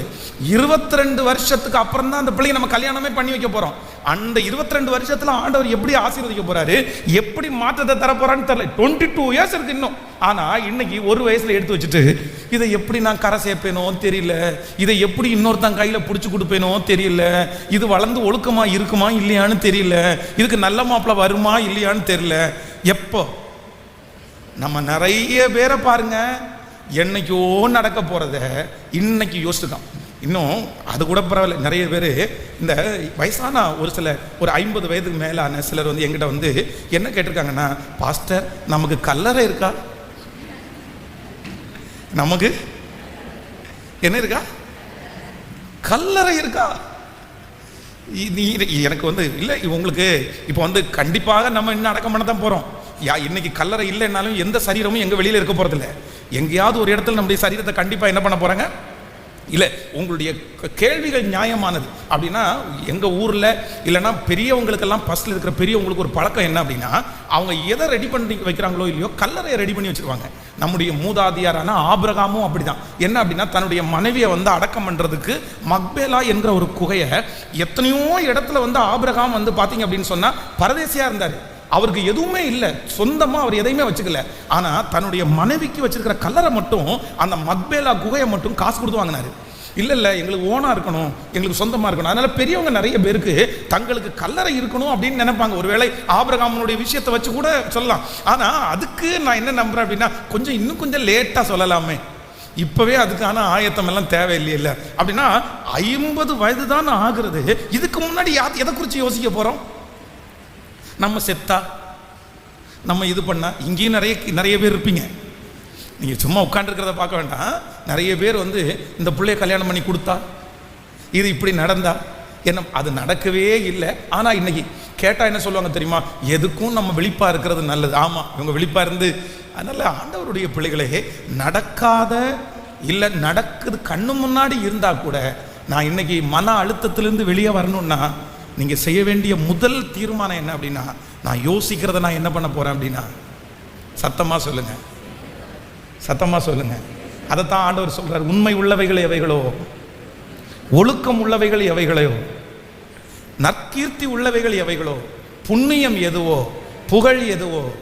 அதான் இன்னொன்று சங்கீதத்தில் 119ஆம் சங்கீதத்தில் வீண் சிந்தனைகளை நான் 119ஆம் சங்கீதம் 113வது வசனத்தை வாசிக்கும் போது, வீண் சிந்தனைகளை நான் வெறுத்து உமது வேதத்தில் பிரியப்படுகிறேன். எல்லாரும் 10 டைம் சொல்லுங்க பார்க்கலாம். வீண் சிந்தனைகளை நான் வெறுத்து உமது வேதத்தில் பிரியப்படுகிறேன். சொல்லுங்கள், வீண் சிந்தனைகளை நான் வெறுத்து உமது வேதத்தில் பிரியப்படுகிறேன். இன்னொரு விசை, வீண் சிந்தனைகளை நான் வெறுத்து உமது வேதத்தில் பிரியப்படுகிறேன். ஹல்லேலூயா. ரொம்ப அழகான பாடல். இன்னைக்கு கண்டிப்பாக எல்லாரும் ஒரு தீர்மானம் எடுக்கணும். வீண் சிந்தனைகளை நான் வெறுத்து உம்முடைய வேதத்தில், சொல்லுங்க, என்னத்தை பேசுவோம் என்று நீங்க என்ன பண்ண வேண்டாமாமா, கவலைப்பட வேண்டாம்.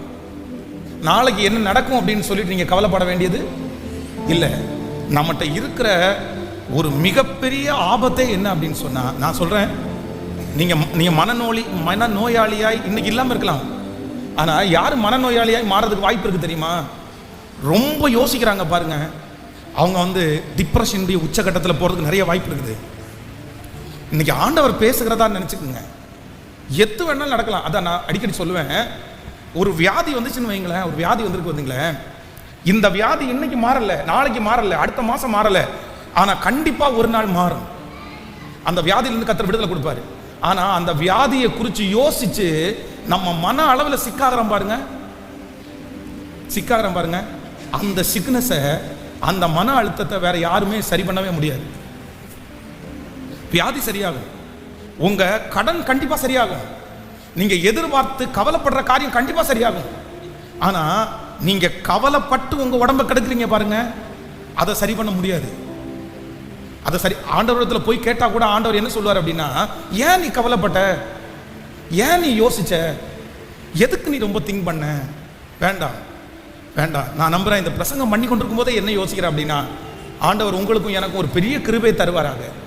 என்ன கிருபை அப்படின்னா, எது நடந்தாலும் ஸ்டாப் திங்கிங், ஸ்டாப் திங்கிங். நான் என்ன பண்ணணும் அப்படின்னா, என்னுடைய யோசனை நான் என்ன பண்ணணும்? கேட்கல, சத்தமாக சொல்லுங்க. நிறுத்தணும். கோயம்புத்தூரில் ஒரு மிகப்பெரிய கோடீஸ்வரை நான் சந்தித்தேன். மிகப்பெரிய கோடீஸ்வரர். என்னை ஜெபிக்கிறதுக்காக அவர் கூப்பிட்டுருந்தார். நான் ஜெபம் பண்ணுறதுக்காக போனேன்.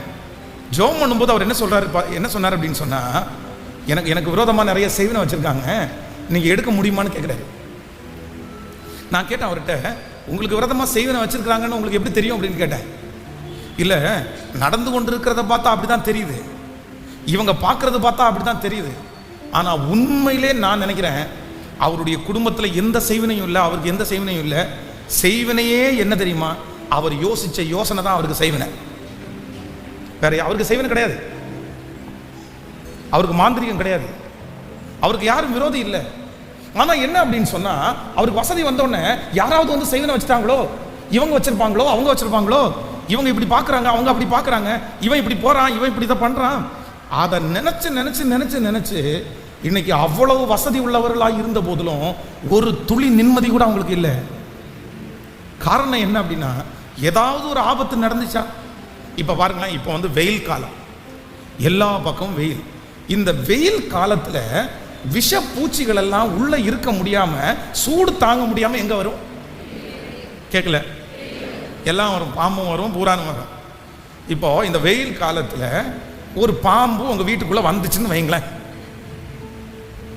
ஐயோ பிசாசு, ஏதேன் தோட்டத்தில் வந்த பிசாசு, இது ஆதாம வஞ்சிச்ச பிசாசு, இது ஏவாளை வஞ்சிச்ச பிசாசு, என் வீட்டுக்குள்ள வந்துச்சா போச்சு, ஏதோ ப்ராப்ளம் ஆகி போச்சு. இயேசுவே, பாஸ்டர் வாங்க ஜெபம் பண்ணுங்க, தண்ணி தெளிச்சு ஜெபம் பண்ணுங்க, அதை பண்ணுங்க, இதை பண்ணுங்க. அந்த பாம்பு வந்ததுலேருந்து எங்களுக்கு பிரச்சனை ஆகி போச்சு, அது வந்ததுலேருந்து ஆக்சிடென்ட் ஆகி போச்சு, அது வந்ததுலேருந்து நஷ்டம் ஆகி போச்சு.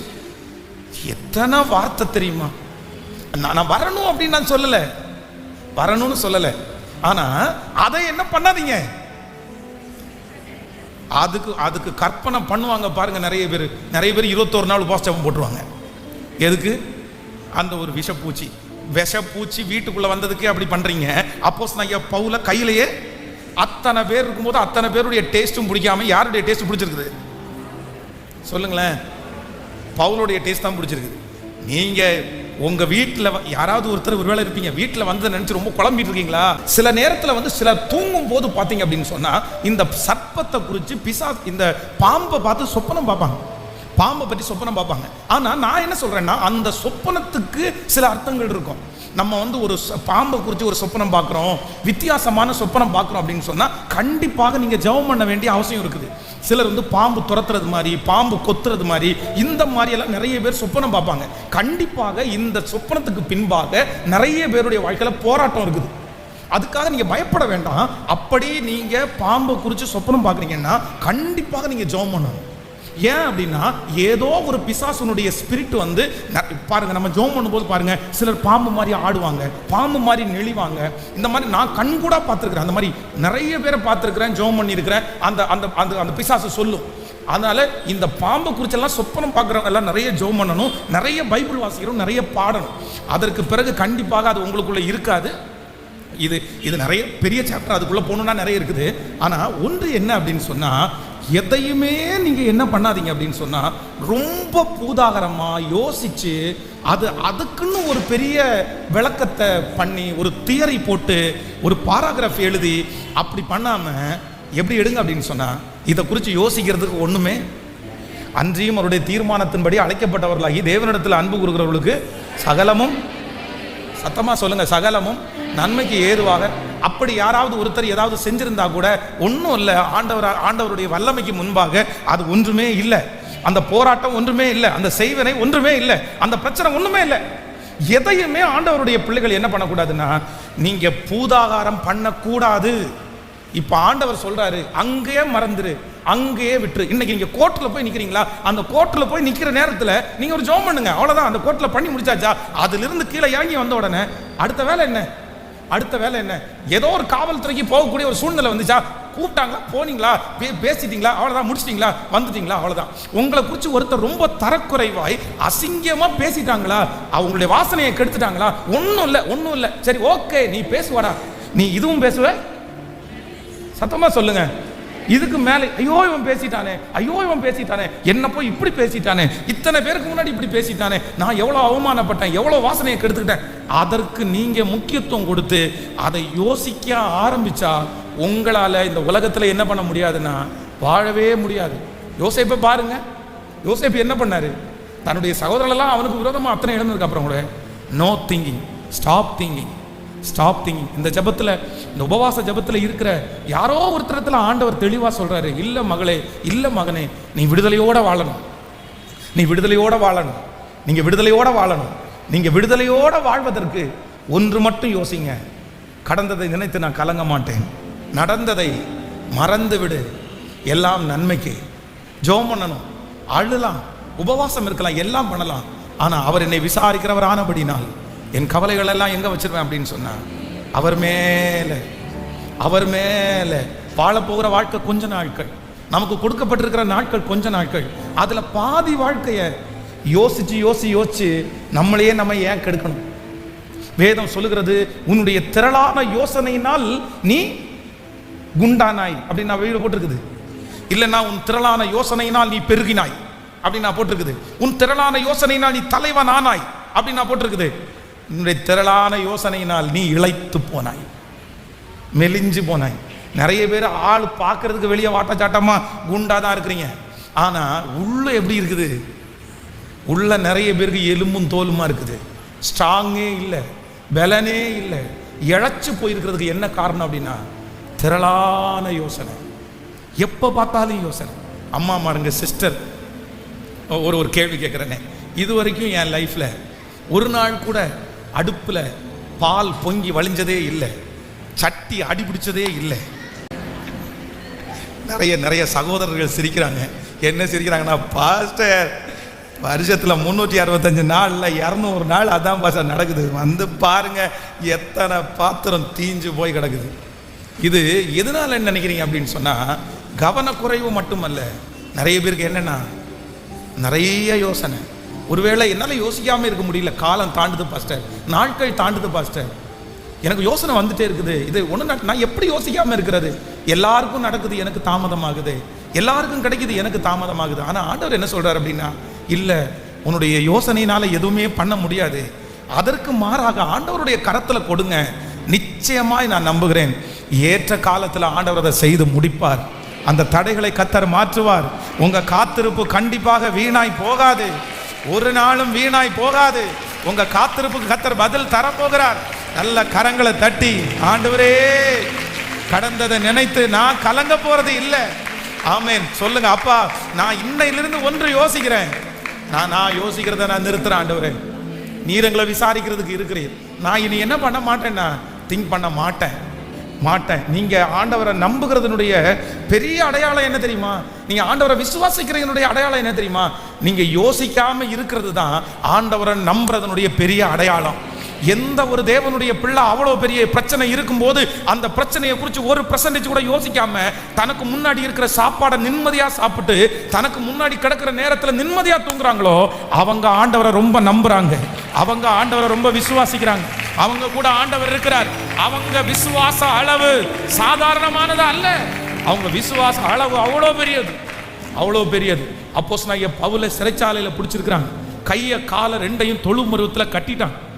இப்போ என்ன பண்ணுவீங்க நீங்க நினைச்சு பாருங்களேன். நம்ம என்ன கற்பனை பண்ணுவோம் அப்படின்னு சொன்னா, ஐயோ கையும் காலையும் கட்டாங்க, தலையை வெட்டுறதுக்கு எவ்வளவு நேரம் ஆகும், அப்படி பண்ண போறாங்களா, இப்படி பண்ண போறாங்களா, கேஸ் போட போறாங்களா, அதை செய்ய போறாங்களா, என்னமோ யோசிப்போம். ஆனா அப்போஸ்தலனாகிய பவுல் 2 பேரும் கையும் காலையும் தானே கட்டிருப்பீங்க. நான் அப்படியே பாட போறேன், நடனமாடி ஸ்தோத்தரிப்பேன் நாதா நான் உம்மை துதிப்பேன், கைதாள ஓசையுடன் கத்தா நான் உம்மை துதி. அப்படியே துதிச்சு பாடுறாங்களாமா. துதிச்சு பாடின உடனே சிறைச்சாலை கதவுகள் எல்லாம் திறந்தன, சங்கிலிகள் எல்லாம் அவிழ்க்கப்பட்டன. Stop thinking. சொல்லுங்க பார்க்கலாம், எல்லாரும் 3 பேருடைய கையை பிடிச்சு சொல்லுங்க, சத்தமா சொல்லுங்க. கேட்கல? ஆன்லைன்ல இருக்கிற ஆண்டவருடைய பிள்ளைகளும் ஒருவேளை பக்கத்துல யாராவது வசதி இருந்தா சொல்லுங்க, ஸ்டாப் திங்கிங். இல்லைன்னா நீங்களே சொல்லுங்க ஓனா அவங்கள பார்த்து, நீ எதுக்கு யோசிக்காத, திங்க் பண்ணாதீங்க, ஸ்டாப் திங்கிங். ஆமேன். எதை குறித்து யோசிக்கணுமாமா? நான் வாட்சது மாதிரி, உண்மை உள்ளவைகள் எவைகளோ ஒழுக்கம் உள்ளவைகள் எவைகளோ, நற்கீர்த்தி உள்ளவைகள் எவைகளோ, புண்ணியம் எதுவோ, புகழ் எதுவோ, அதையே சிந்தித்து கொண்டிருங்க. நான் ஒரு ஊழியக்காரன், என்ன யோசிக்கணும் தெரியுமா? என்ன யோசிக்கணும் தெரியுமா? அடுத்த ஆண்டவர் என்ன ஊழியம் செய்ய சொல்றாரு, அடுத்து எப்படி ஆண்டவருடைய வார்த்தையை சொல்றது, அடுத்து எப்படி ப்ரேயர் நடத்தணும், எப்படி உங்களை ஆறுதல் படுத்தணும், எப்படி உங்களுக்கு உதவி ஊழியம் செய்யணும். இந்த மாதிரி என்னுடைய விஷன் அடுத்த லெவல், அடுத்த படி, இது ஒன்று தான் யோசிக்கணும். பின்னாடி எது வேணாலும் நடக்கலாம். 10 பேர் நம்மளை தூற்றலாம், வருத்தப்படுத்தலாம், பொய்ய சொல்லலாம். சரி, ஓகே, இதெல்லாம் இருக்கத்தான் சொல்லுங்க. நான் அதை கான்சன்ட்ரேட் பண்ணேன்னா எனக்கு முன்னாடி இருக்கிற விஷனை என்னால் என்ன பண்ண முடியாதுன்னா கான்சன்ட்ரேட் பண்ண முடியாது. ஆமேன் சொல்லுங்க பார்க்கலாம். இப்ப கரங்களை தட்டி கடந்ததை நினைச்சு நீ கலங்காது, நடந்ததை மறந்து விடு. கர்த்தர் புதியன செய்திடுவார், இன்றே நீ காண்பாய். எல்லாரும் கரங்களை தட்டி பாடி ஹல்லேலூயா. கடந்ததை நினைத்து கலங்காதே, நடந்ததை மறந்து விடு. பாடும். கடந்ததை நினைத்து கலங்காதே, நடந்ததை மறந்து விடு. கர்த்தர் புதியன செய்திடுவார், இன்றே. கர்த்தர் புதியன செய்திடுவார், இன்றே நீ காண்பாய். இன்றே நீ காண்பாய். இன்றே நீ காண்பாய். கலங்கிடவே வேண்டாம், கலங்கிடவே வேண்டாம். பாடுவோம். கலங்கிடவே வேண்டாம், என் இயேசு கைவிட மாட்டார். என் இயேசு கைவிட மாட்டார்.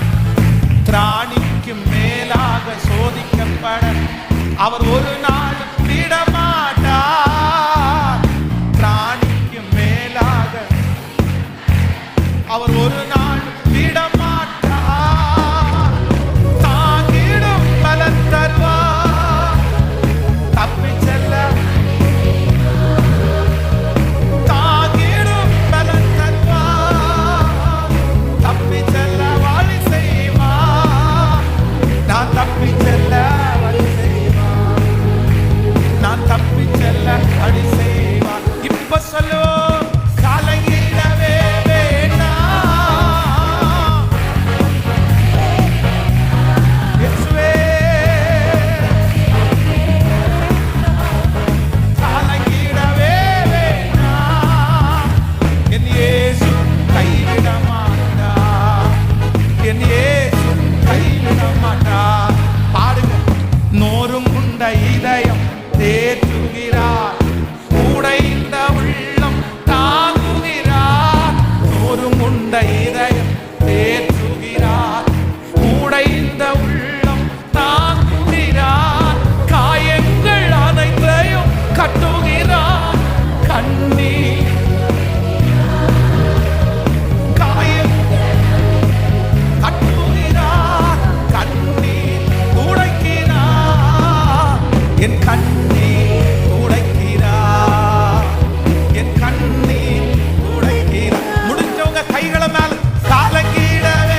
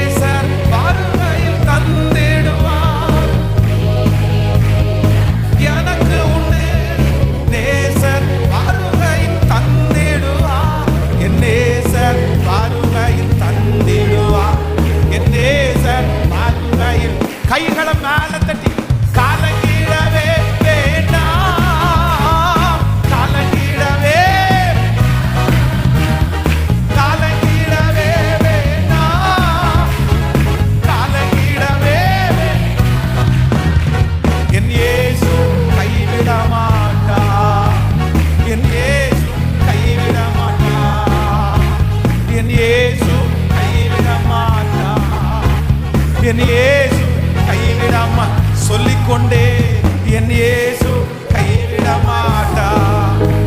நான் ஆராதிக்கிறேன் இயேசு, என் இயேசு கைவிட மாட்டா. ஹல்லேலூயா, ஹல்லேலூயா. ஆமென். நாம் ஆராதிக்கிற இயேசு நம்மை கைவிடவே மாட்டார், கைவிடவே மாட்டார். நீ பாருங்களேன், 10 ஆண்டுகளுக்கு 20 ஆண்டுகளுக்கு முன்பாக உங்க வாழ்க்கையில் நடந்த சில சம்பவத்தை உங்க முன்னாடி கொண்டு வைங்க.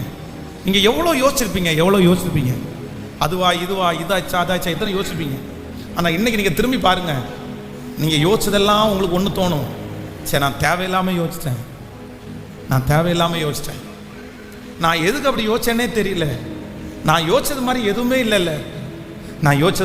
இல்லைல்ல. கர்த்தருடைய பிள்ளைகளே, கர்த்தர் அதை தான் திரும்ப திரும்ப திரும்ப உங்களுக்கு சொல்றார். No depression.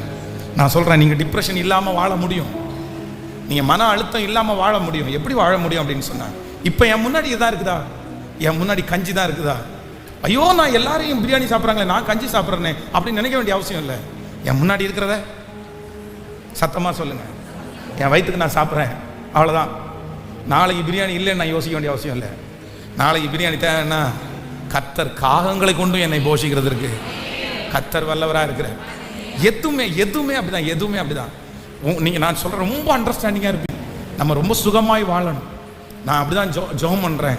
சுவர் இருந்தால் தான் சித்திரம், நம்ம உயிரோட இருந்தால் தான் எல்லாமே. நான் உயிரோட இல்லாம எனக்கு கார் இருந்து பிரயோஜனம் இல்லை, நான் உயிரோட இல்லாம என்னுடைய பணம் இருந்து எனக்கு பிரயோஜனம் இல்லை, நான் உயிரோட இல்லாம ஜாதியை குறித்து பெருமை பாராட்டி என்ன பிரயோஜனம்? ஒண்ணுமே கிடையாது, எதுவுமே கிடையாது. நானே நல்லா இல்லாம எனக்கு அத்தனை சொந்தக்காரங்களை நான் நல்லா வச்சு என்ன பிரயோஜனம்? இன்னைக்கு நிறைய பேர் சொந்தக்காரங்களுக்காக தன்னுடைய சரீரத்தை இழக்கிறாங்க, ஜாதின்ற ஒரு பேர்ல தன்னுடைய சரீரத்தை இழக்கிறாங்க, தன்னுடைய வீட்டில் நடந்த ஏதோ ஒரு சம்பவத்துக்காக தன்னுடைய சரீரத்தை இழக்கிறாங்க. பிரதர், சிஸ்டர், இல்லை அன்பு தகப்பனை, தாயே, எதுக்காக உங்க உடம்பை இழக்காதீங்க. நீங்க தான் மேல முக்கியம், நீங்க தான் முதல்ல வேணும், நீங்க தான் நல்லா இருக்கணும். நீங்க நல்லா இருந்தால் தான் எல்லாமே ஒர்க் ஆகும், நீங்க நல்லா இருந்தால் தான் எல்லாத்தையும் அனுபவிக்கவே முடியும். நீங்களே நல்லா இல்லாம உங்களை அழிச்சுக்கிட்டுட்டு இன்னொன்று ஆசீர்வாதம் உங்களுக்கு வேண்டவே வேண்டாம், அது உங்களால் பயன்படுத்தவும் முடியாது. அதான் ஆண்டவர் சொல்றாரு, நீங்கள் தேவனுடைய ஆலயமாக இருக்கிறீர்கள், ஒருவன் தேவனுடைய ஆலயத்தை கெடுத்தால் கர்த்தர் அவனை கெடுப்பார். நீங்களே தேவனுடைய ஆலயம்.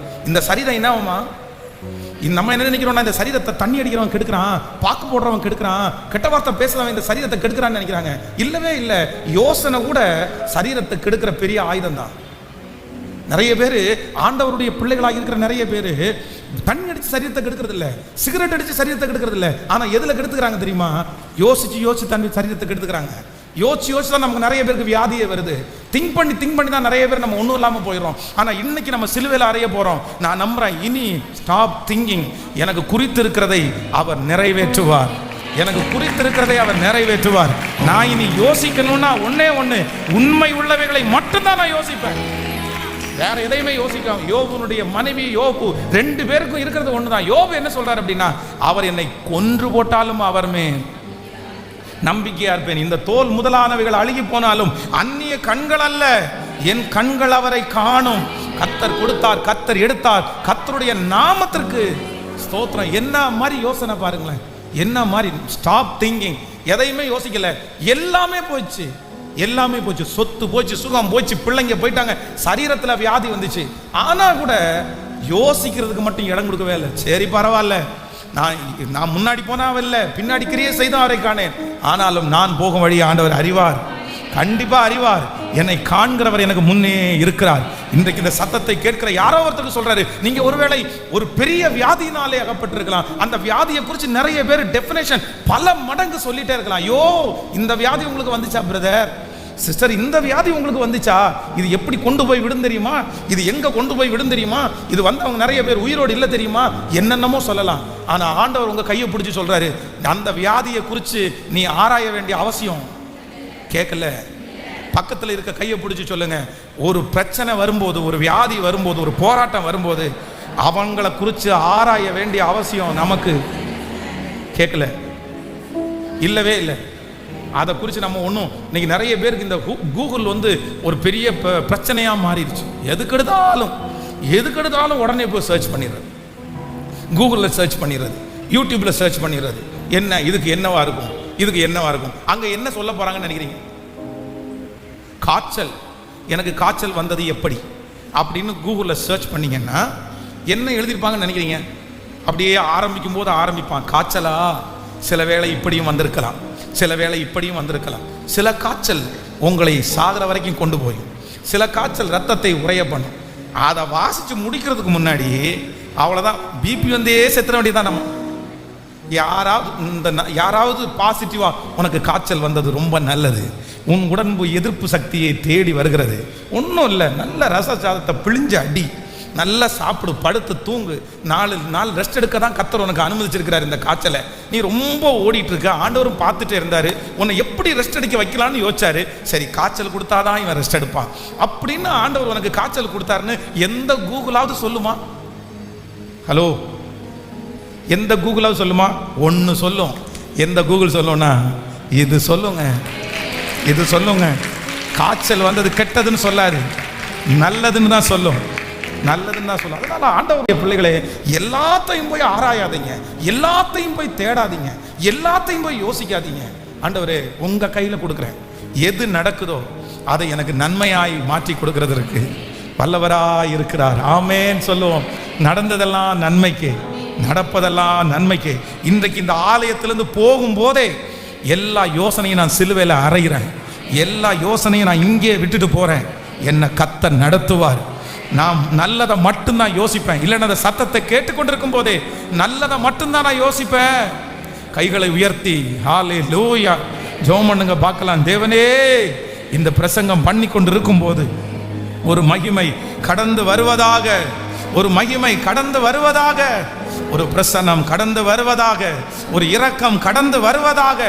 இப்பொழுது ஒவ்வொருத்தருடைய தலையின் மேலும் தேவனுடைய மகிமை, தேவனுடைய மகிமை, தேவனுடைய மகிமை இப்பொழுது இப்பொழுது. அப்பா, இந்த சத்தத்தை கேட்கிற எந்த பிள்ளை என்னுடைய சிந்தனையை ஸ்டாப் பண்ணவே முடியல, நான் என்னென்னமோ யோசிக்கிறேன், கர்த்தர் என்னை தண்டிச்சாரோ, ஆண்டவர் என்னை கைவிட்டு விட்டாரோ, ஆண்டவர் என்னை விட்டு விலகிட்டாரோ, இயேசுவின் நாமத்தினால இப்பொழுது உம்முடைய மகிமை கடந்து வருவதாக, வல்லமை கடந்து வருவதாக.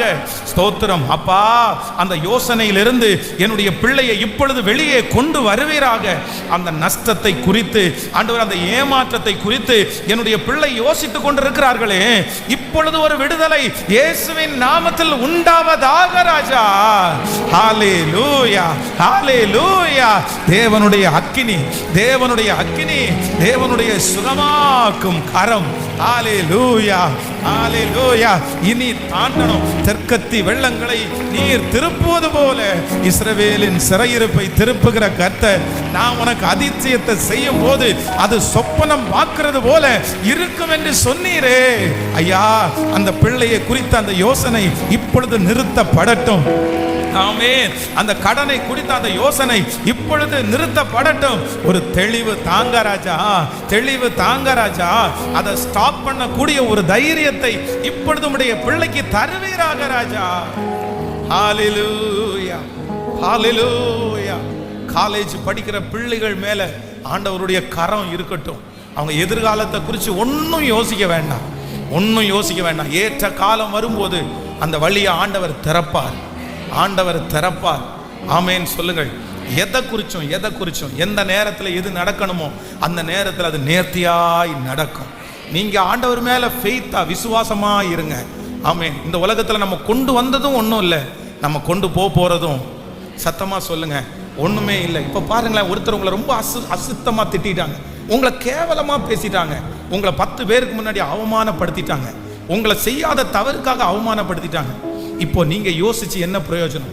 யோசிச்ச உடனே, கவலைப்பட்டு நீங்க சிக்கான உடனே அவங்க வந்து, ஐயோ சிஸ்டர் நான் தெரியாம சொல்லிட்டேன், மன்னிச்சிருங்க அப்படின்னு நான் சொல்ல போறாங்க. இல்லை இல்லை, என்ன சொல்லுவாங்க தெரியுமா? நான் சொன்னது உண்மை, நான் சொன்னதுனால தான் பாரு அவன் எப்படி ஆயிட்டான், இப்போ அவன் பாரு எப்படி ஆயிட்டான். அப்போ இன்னும் அவங்க சொன்னது நிரூபிக்க தான் படும். ஆனா அதே நேரத்தில் அவங்க சொன்ன வார்த்தையை மனசுலேயே எடுத்துக்காம, காதுலேயே கேட்காம, யோசேப்புக்கு விரோதமாய் அவன் தப்பு செஞ்சான்ற போய் சுற்றம் சாட்டினார்கள். ஆனா வேதம் சொல்லுது, யோசேப்பு அதை குறித்து ஒண்ணுமே யோசிக்கல. சரி பரவாயில்ல, ஆண்டவர் நம்மளை சிறைச்சாலையில கொண்டு போறதுக்கு கூட ஒரு காரணம் இருக்குது. ஆண்டவர் அந்த இடத்துல இருந்து அவனை ராஜ மேன்மையாய் கத்தர் வைக்கலையா? நான் இந்த பலிபீடத்திலிருந்து சொல்றேன், ஆண்டவர் வாக்கு கொடுக்கிறார், மகளே மகனே, இன்றைக்கு ஒரு அண்டர்ஸ்டாண்டிங் உனக்கு வரட்டும். இந்த உலகத்தை நீ நம்பாத, இந்த உலகத்தில் இருக்கிற மனுஷனை நம்பாத.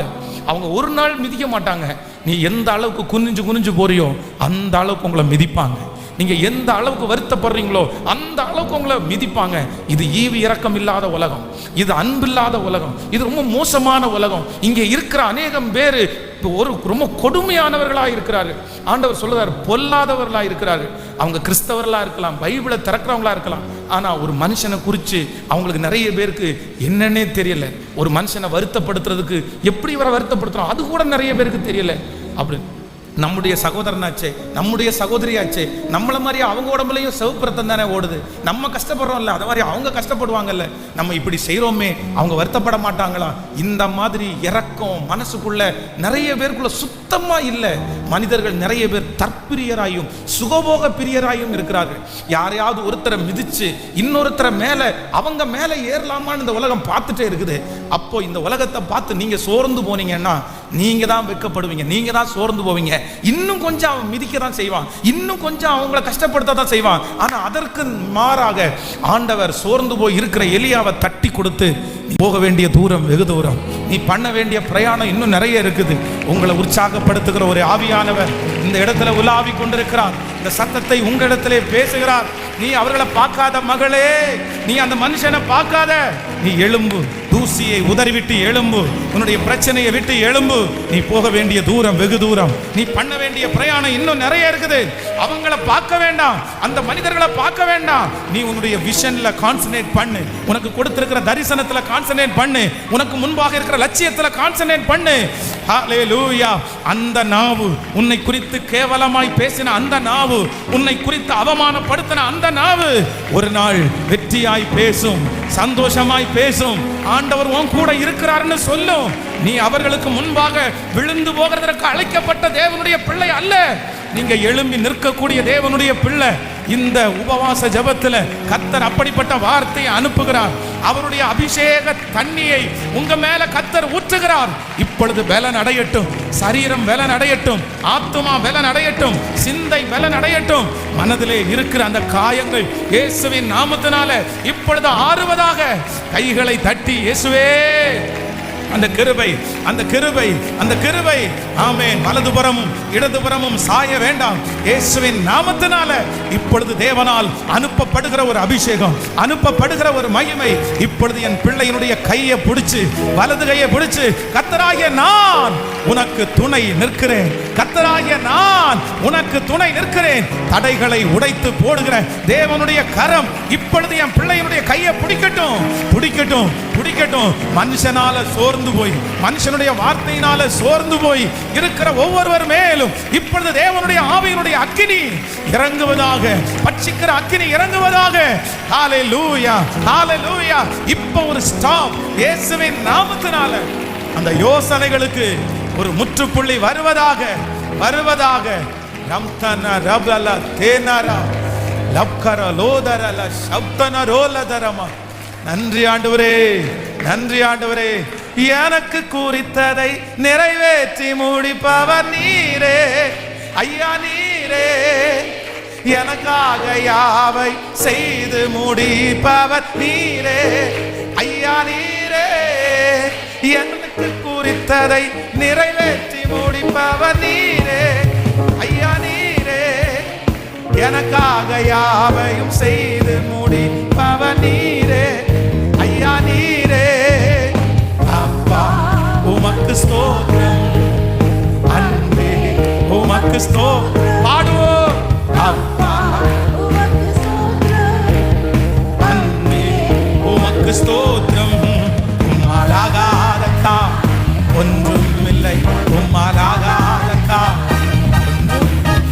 உம்மாலாகாதக்கா ஒன்றும் இல்லை.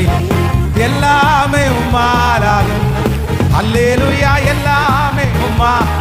கைகளை மேல தட்டி ஆகும், எல்லாம் ஆகும். உம்மாலைதான் எல்லாம் ஆகும். ஆண்டவரே நடக்கட்டும், நடக்கட்டும், நடக்கட்டும். தடைகள் உடையட்டும், வியாதிகள் சரியாகட்டும்.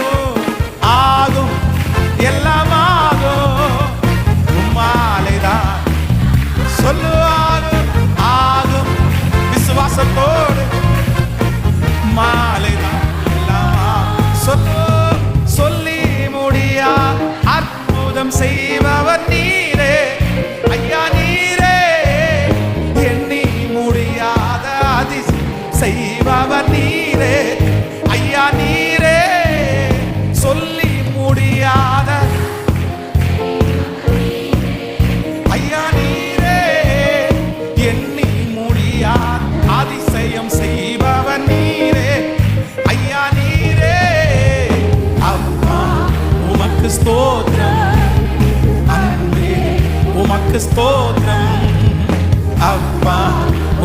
ஸ்தோத்திரம் அன்பே உமக்கு ஸ்தோத்திரம்.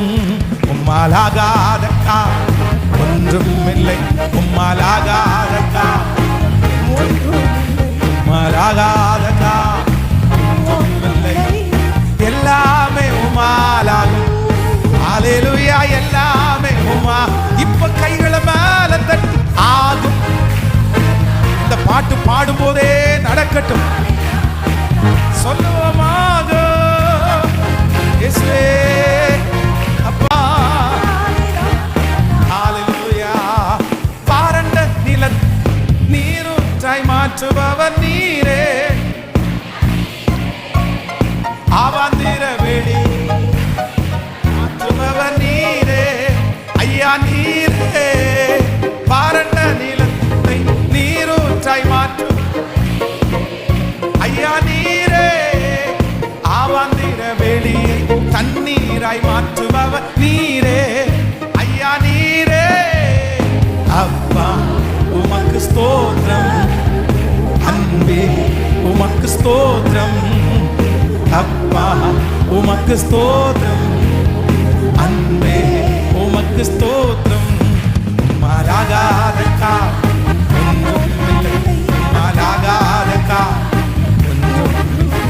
மாறாகாதக்கா ஒன்றும் இல்லை, எல்லாமே உம்மாலா. ஹல்லேலூயா, எல்லாமே உம்மா.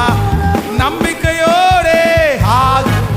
அந்த கர்ப்பங்கள் திறக்கப்படுவதற்கு உம்மாலா, அந்த நஷ்டங்கள் சரியாவதற்கு உம்மாலே ஆகும், உம்மாலே ஆகும், உம்மாலே தான் எல்லாமா ஆகும், ஆகும், எல்லாமா ஆகும், உம்மாலே தான்.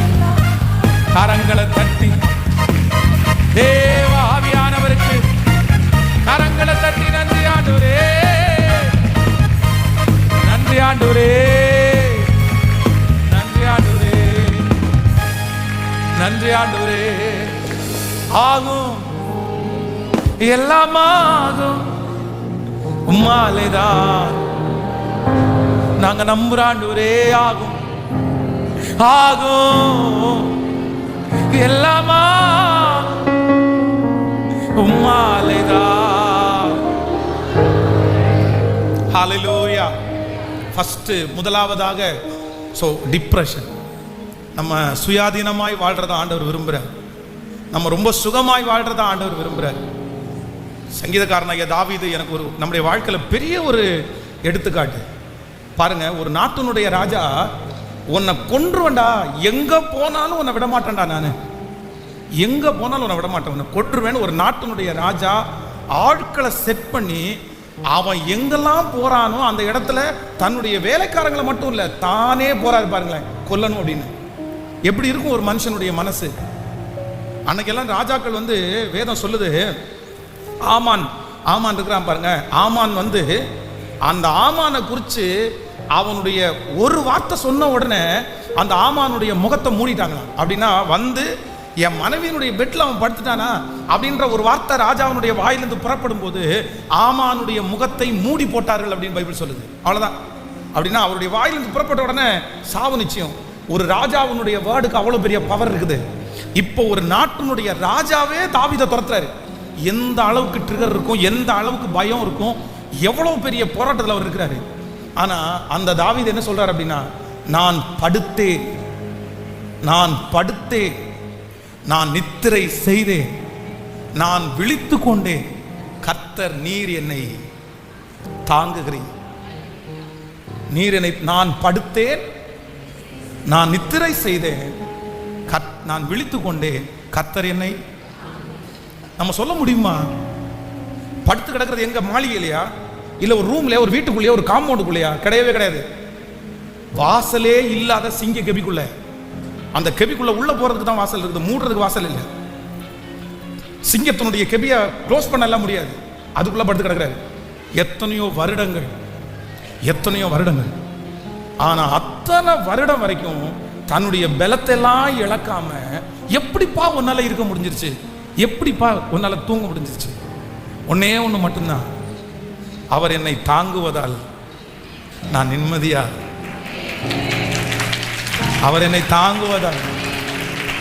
பரவாயில்லப்பா, பரவாயில்ல, என்னை சுற்றி எது வேணாலும் நடக்கட்டும், என்னை சுற்றி எது வேணாலும் நடக்கட்டும், ஆனா நான் யோசிக்க மாட்டேன். காரணம் என்ன அப்படின்னா, அவருடைய சித்தம் இல்லாமல் என் ஒரு தலைமயிராயில என்ன பண்ணாது அப்படின்னு சொன்னா, கீழே விழாது பிரதர், கீழே விழாது பிரதர், சிஸ்டர், கீழே விழாது. எது வேணாலும் நடக்கட்டும், சிமையை தூசிக்கட்டும், பார்வோனுடைய சேனை எதிர்த்து வரட்டும், சிங்கங்கள் உங்களுக்கு பக்கத்துல படுத்து கிடக்கட்டும், ஆனா ஆண்டவர் சொல்றாரு, அவருடைய அனுமதி இல்லாமல் எவ்வளவு பெரிய கொம்பனா இருந்தாலும், எவ்வளவு பெரிய மனுஷனா இருந்தாலும், எவ்வளவு பெரிய வியாதியா இருந்தாலும் உங்களை ஒன்றும் செய்ய முடியாது, ஒன்றும் செய்ய முடியாது. ஆரம்பிச்சிடாதீங்க, பெருசு பண்ணிடாதீங்க, அதுக்கு விளக்கம் கொடுக்காதீங்க, அதுக்கு டைரியா எழுதாதீங்க. உங்க யோசனையினால உங்களுக்கு நடந்து கொண்டிருக்கிற இந்த சம்பவத்துக்கு நீங்க அப்படியே உங்க மனசுக்குள்ள 1000 பேஜ் கொண்ட ஒரு புத்தகத்தை எழுதிடாதீங்க. அப்படி எழுதினீங்கன்னா அத்தனைக்கு நீங்க தான் பதில் சொல்லணும். அதனால அதுக்கு விளக்கமே கொடுக்காதீங்க. ஸ்டாப், ஒண்ணுமே இல்லை. அப்படி யாராவது வந்து சொன்னா கூட உனக்கு அது இருக்கும், இது இருக்கும், இப்படி இருக்கும், அப்படி இருக்கும், இதுவாகும், எதை குறிச்சும் கவலைப்படாதீங்க. இருக்கிற நாள் வரைக்கும் ஆண்டவர் எனக்கு பலத்தை கொடுப்பேன், நிம்மதியா தூங்குவேன்னு தூங்க நான் நம்புறேன். அந்த ஏற்ற காலம் வரும்போது அந்த பிரச்சனை காணாம போயிடும், அந்த தோல்வி காணாம போயிடும், அந்த அவமானம் காணாம போயிடும். ஹல்லேலூயா. ஆண்டவரே, எல்லாரும் ஜெபிக்க போறோம். என்ன ஜெபிக்க போறோம்னா, எல்லாரும் எதுக்கு ஜெபிக்க போறோம்? எனக்கு ஒரு ஸ்பிரிட்டை கொடுங்க ஆண்டவரே. எது மாதிரினா, அந்த தாவீத மாதிரி என்ன கொடுங்க ஆண்டவரே. நான் சிங்க கவியில கூட நிம்மதியா படுத்து தூங்கணும் ஆண்டவரே. ஒரு நாட்டினுடைய ராஜா எனக்கு எதிர்த்து வரும்போது கூட தப்பி வைக்கிறது எப்படி அப்படின்னு நான் எல்லாம் யோசனை எல்லாம் பண்ணக்கூடாது. படுத்தா தூங்கிடணும் ஆண்டவரே, முன்னாடி வச்சதை சாப்பிடணும் ஆண்டவரே, நான் செய்ய வேண்டிய வேலையை செஞ்சிடணும் ஆண்டவரே. இந்த மாதிரி ஒரு அபிஷேகத்தை எனக்கு தாங்கன்னு கேளுங்க. தானியேலை குறித்து வேதம் சொல்லுது, அடுத்த நாள் இன்னைக்கு பத்திரத்துல கையெழுத்து போட்டுட்டு நாளைக்கு தூக்கி சிங்க சபையில போடல, டைம் டியூரேஷன் கொடுத்தாங்க. அத்தனை நாள் அப்படியே சைனை போட்டு முடிச்ச உடனே எத்தனை பேர் பேசியிருப்பாங்க, ஏப்பா பெரிய ஆள் மாதிரி தீர, இன்னும் 15 நாள் தான் இருக்குது, உன்னை தூக்கி சிங்க கபியில போட போறாங்க தெரியுமா? ஆனா வேதம் சொல்லுது, தானியேல் அதை குறித்து என்ன பண்ணலன்னா, டோன்ட் கேர், அதை குறித்து யோசிக்கவே இல்லை. அவன் வழக்கம் போல ஜெபித்து வந்தபடியே பலகணிகளை எருசலேமுக்கு நேராய் திறந்து வைத்து எப்படி முன்னாடி ஜெபம் பண்ணானோ அப்படியே ஜெபம் பண்ணாராமா. ஏப்பா உனக்கு யோசனையே வரலையா? நம்மளா இருந்தா என்ன பண்ணுவோம்? என்ன மாதிரி யோசிப்பான், எப்படி போடுவாங்க, என்னைக்கு போடுவாங்க, அவங்க தூக்கி போட்ட உடனே சிங்கம் எங்க கடிக்க போகுது, இதுல கடிக்காம போச்சுன்னா என்ன பண்றது, ஆண்டவர் கட்டுவாரா கட்ட மாட்டாரா, அதுக்கு இன்னும் ஜெபம் தேவையா, இன்னும் உபவாசம் நம்ம நிறைய இருக்கணுமோ, இல்ல இன்னும் ஒரு வல்லமையான பாஸ்டர்ட்ட போய் ஜெபம் பண்ணுவோமோ, என்ன மாதிரி யோசிப்போம். ஆனா தானியேல் வந்து அதை குறித்து என்ன பண்ணல? சத்தமா சொல்லுங்க. இப்போ நான் சொல்றது உங்களுக்கு புரியுதா? நீங்க யோசிச்சு பாருங்களேன். அந்த மாதிரி ஒரு சிச்சுவேஷன் வந்தா நம்ம எல்லாம் எவ்வளவு திங்க் பண்ணுவோம்னு நினைக்கிறீங்க? எவ்வளவு யோசிப்போம்னு நினைப்பீங்க? அதுவும் நாள் நிறைய கிடக்குதா, அவ்வளவு யோசிப்போம். ஆனா அவர் ஒண்ணுமே யோசிக்கல. பரவாயில்ல, அந்த நாள் வரட்டும். சரியா அந்த நாள் வந்துருச்சு. இப்ப ராஜா அங்கிருந்து கேட்கிறாரு, தானியேலே, தானியேலே, நீ இடைவிடாமல் ஆராதிக்கிற உன் தேவன் உன்னை தப்புவிக்கிறதுக்கு வல்லவராய் இருந்தாரா? கீழே சிங்கக்கவிலிருந்து ஒரு சத்தம் கேட்குது, ராஜாவே நீர் என்றும் வாழ்க, நான் ஆராதிக்கிற என் தேவன் சிங்கங்கள் என்னை சேதப்படுத்தாதபடி அதனுடைய வாயை அவர் கட்டி போட்டார். அவர் கட்டி போட்டார். நான் வந்து தேவன் தன்னுடைய தூதனை அனுப்பி அவருடைய வாயை கட்டி போட்டார். நான் குற்றமற்றவனாய் காணப்பட்டேன், ராஜாவாகிய உமக்கு முன்பாகவும் நான் நீதி கேடு செய்ததில்லை என்றார். அதனால அவருக்கு ஒரு நம்பிக்கை இருந்துச்சு, ஆண்டவர் அறியாம என்னை ஒன்றும் சேதப்படுத்த. பாம்பு அப்போஸ்தலனாகிய பவுலுடைய கையில கவி பிடிக்கும் போது பாம்பு கவி பிடிச்சதா அவன் யோசிக்கல. ஆனா யார் யோசிச்சாங்களாமா? கேட்கல. சுத்தி இருந்தவங்க எல்லாம் என்ன யோசிச்சாங்களாமா? ஃபர்ஸ்ட் ஒரு யோசனை யோசிச்சாங்களாமா, இவன் கடலுக்கு தப்பிச்சான், கரையில வந்ததுக்கு அப்புறம் கூட சாவு இவனை, சொல்லுங்களேன். ஒரு யோசனை. ரெண்டாவது யோசனை, இந்த பாம்பு சாதாரணமானது இல்லை, இது விரியன் பாம்பு, இது கடிச்சிருச்சுன்னா 2-3 நிமிஷத்துக்குள்ள அவன் வாயிலிருந்து என்ன வரும்? நுர வந்து அவன் கீழே விழுந்து சாவான். இது ரெண்டாவது யோசனை. ஆனா பாம்பு கடிச்ச ஆளு மக்கு சட்டியானே தெரியல, யோசிக்க தெரியாதானே தெரியல, ஒன்னும் யோசிக்கல. அந்த பாம்பு அப்படியே. இன்னும் ஒன்னு சொல்லும், 28 அப்போஸ்தலர் 28ஆம் அதிகாரத்தில் வாசி பார்த்தீங்கன்னா, அவனுக்கு வீக்கங்கண்டு அல்லது அவன் சடுதியிலே விழுந்து சாவான் என்று அவர்கள் பார்த்து கொண்டிருந்தார்கள். நெடு நேரமாய் பார்த்து கொண்டு இருந்தும், இப்போ அவங்க கண்ணெல்லாம் எங்க பாக்குதாமா? சொல்லுங்க. யோசனை ஒரு பக்கத்துல ஓடிட்டு இருக்குது, கண்ணு யாரை பாக்குது? அவங்க இதுவரைக்கும் பாம்பு கடிச்சவங்களை அப்படிதான் பார்த்துருக்காங்க. இப்போ அப்போஸ்தலனாகிய பவுல் பாருங்க, இவர் ஜாலியா அந்த பாம்பை தட்டி தீக்குள்ள போட்டுட்டு இன்னும் 2 விறகு தூக்கப்பட்டு ஒண்ணுமே யோசிக்காம மரம் மண்ட மாதிரி. ஏன்னா யோசிக்கவே மாட்டியா? அமைதியாக உட்கார்ந்துருக்கார். இப்போ என்ன நடக்குது அப்படின்னு சொன்னா, அவர்கள் நெடுநேரமாய் பார்த்து கொண்டிருந்தோம், ஒரு சேதமும் வராததை கண்டபோது, அதுல ரொம்ப அழகா சொல்லப்பட்டிருக்கும், வேறு சிந்தை உள்ளவர்களாகி, வேறு சிந்தையாகி, வேறு சிந்தையாகி. நான் இந்த வார்த்தையை தீர்க்க தரிசனமா சொல்றேன். உங்களை நிறைய பேர் உங்களை குறித்து ஒரு பெரிய ஒப்பீனியன் இருக்கலாம், உங்களை குறித்து யோசிக்கலாம், உங்க பிள்ளைகளை குறித்து யோசிக்கலாம், உங்க பிசினஸை குறித்து யோசிக்கலாம், உங்களை குறித்து உங்களை சுற்றி இருக்கிற நிறைய பேருக்கு வித்தியாசமான தாட்டா இருக்கலாம். இவன் செத்துருவான், இவன் விழுந்துட மாட்டான், இவனுக்கு வீக்கம் கண்ணும், இவன் அதை கண்டு பண்ண மாட்டான், எத்தனையோ சிந்தை உங்க மேல இருக்கலாம், உங்க சொந்தக்காரங்களுக்கு, மாமாவுக்கு, மச்சானுக்கு. ஆனா நான் நம்புறேன், கர்த்தர் வாக்கு கொடுக்கிறார், அவங்க சிந்திக்கிற சிந்தனையை மாற்ற ஒருத்தர் இருக்கிறார். அவர்கள் வேறு சிந்தையாகி, உங்களை குறித்து அப்படி சிந்தித்தவர்கள் வெகு சீக்கிரத்திலே வேறு சிந்தையாய் மாற போகிறார்கள். உங்க பிள்ளைகளை குறித்து இப்ப யோசிச்சுட்டு இருக்காங்கல்ல, அவர்களுக்கு வேறு சிந்தையாய் மாற போகிறார்கள். அவங்க கண்ணு பார்க்க அவங்க வேறு சிந்தையாகி இவன் தேவன் என்று சொல்லி கொண்டார்கள். ஹல்லேலூயா. யோசனையை என் பேர்ல இல்லை, யோசனையை யார் பேர்ல விட்டுருவோம்? கேட்கல. பக்கத்துல கையை பிடிச்சு சொல்லுங்க, நான் யோசிக்க மாட்டேன், ஆனா என் எதிரி யோசிச்சுட்டே வீங்கட்டும். சொல்லுங்க எல்லாருமே, நான் யோசிக்க மாட்டேன், நான் திங்க் பண்ண மாட்டேன், ஆனா என் எதிரி என்ன குறித்து யோசிச்சு தண்ணி குடியாம இருக்கட்டும், என்னை குறித்து யோசிச்சு செத்துட்டோம், அவ்வளோதான். என்ன வேணாலும் யோசிப்பா, நீ என்ன வேணாலும் யோசி, ஆனால் நான் என்ன பண்ண மாட்டேன்னா, எனக்கு குறித்திருக்கிறதை அவர் நிறைவேற்றுவார். ஹல்லேலூயா. இன்னையிலிருந்து ஒரு அபிஷேகம் உங்களை தொடரும்னு நான் நம்புறேன்.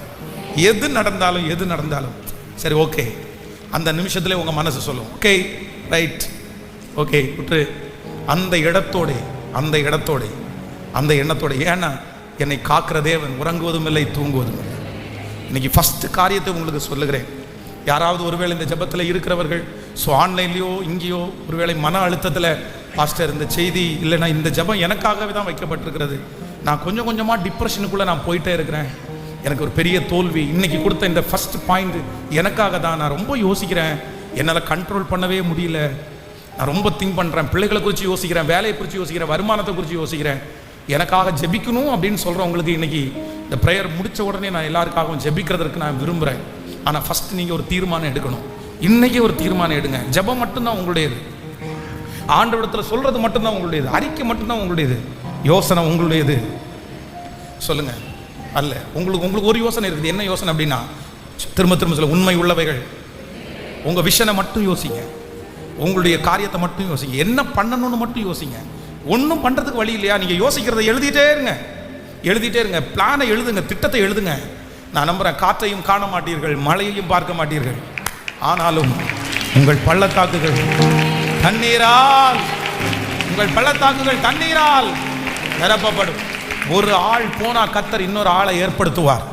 ஒரு இடம் காலியாகுமானால் அந்த இடத்தை நிரப்புறதற்கு இன்னொரு நபரை கர்த்தர் கொண்டு வந்து வைக்கிறதற்கு வல்லவராக இருக்கிறார். சில நேரத்தில் கொஞ்சம் ஸ்ட்ரகிள் ஆகிற மாதிரி இருக்கும், சில நேரத்தில் கொஞ்சம் தடுமாற்ற மாதிரி இருக்கும். அதை பற்றி பயப்படவே கூடாது, அதை பற்றி யோசிக்கவே கூடாது. அந்த இடத்த ஃபில் பண்ணுறதுக்கு கர்த்தர் இன்னொருத்தரை எழுப்புவார். ஆனால் நம்ம செய்ய வேண்டியதெல்லாம் ஒன்றே மட்டும்தான். நான் உங்களை குறித்து மட்டும்தான் ஆண்டவரே யோசிப்பேன். ஹல்லேலூயா. இப்போ எல்லாரும் ஜெபிக்க போகிறோம். இனி டிப்ரெஷன் அப்படின்ற வார்த்தை நம்முடைய குடும்பத்தில் யாருமே கேட்கக்கூடாது. எத்தனை பேர் ஆமோதிக்கிறீங்க? புரியுது நான் சொல்கிறது? உங்களுக்கு புரியுது இல்லை? உங்கள் கணவனார் ஏதாவது ஒன்று சொன்ன உடனே நீங்கள் பாட்டுக்கு ஏதாவது ஒன்று யோசிக்கூடாது. ஐயோ என்ன சந்தேகப்படுறாரோ, சந்தேகப்பட்டால் என்ன ஆகுறது, இந்த மாதிரி பிரச்சனை வருமா, அந்த எதையுமே யோசிக்காதீங்க. சரி பரவாயில்ல, இப்போ அப்படி இருக்கிறாரா, ஆண்டவர் புரிய வைக்கிறதுக்கு ஒரு நேரத்தை கர்த்தர் தருவார். புரிய வைக்கிறதுக்கு என்ன பண்ணணுமோ அதை தான் பண்ணணுமே தவிர நம்ம யோசிக்கிறதுனால எதுவும் பண்ண சொல்லுங்க சத்தமா. எனிவே எல்லாத்தையுமே இங்கே பாருங்களேன். நீ வெளியே போகும்போது ஏதாவது ஒன்று நடக்குதுன்னு வைங்களேன், உங்க செருப்பை ஒருத்தர் போட்டாருன்னு வைங்களேன், உடனே நம்ம ஆட்களுக்கு அதான் உடனே கற்பனை, அது எங்கேயோ போயிடும், என்னமோ பண்ண போறாங்களோ, ஒரு தெரியாம ஒரு மிதிச்சாங்கன்னு வைங்களேன், உடனே ஒரு பெரிய கற்பனை ஆயிரும். இல்லை இவன் வஞ்சகத்தை வச்சுட்டு தான் மிதிக்கிறான், இவன் இப்படி பண்ணிட்டு தான் மிதிக்கிறான். நான் சொல்றேன், அப்படியெல்லாம் நமக்கு எதுக்கு யோசிக்கணும்? வேண்டவே வேண்டாம், அது நம்முடையது அல்ல. நான் ஒன்றை மட்டும் யோசிப்பேன், என்னை அழைச்சவரை அனுமதிச்சிருக்கிறார், அது இன்றைக்கு நடக்கிறது, அது நன்மையாகவே கர்த்தர் மாற பண்ண வல்லவராயிருக்கிறார். ஹல்லேலூயா, ஹல்லேலூயா. அப்படியே எல்லாரும் எழும்பி நின்று அந்த மகிமை உங்கள் தலையின் மேல் வைக்கப்படட்டும். ஆன்லைன்ல இருக்கிற பிள்ளைகள் உங்கள் தலையின் மேல கரங்களை வைத்து நீங்க அப்படியே ஜெபம் பண்ணிட்டே இருங்க. அந்த சிந்தை எனக்குள்ள உருவாகட்டும். இயேசுவின் நாமத்தினால தகப்பனே, ஒரு விடுதலை எனக்கு தேவை. இனி நான் ஆண்டவரே எதையுமே தீயதை யோசிக்க கூடாது.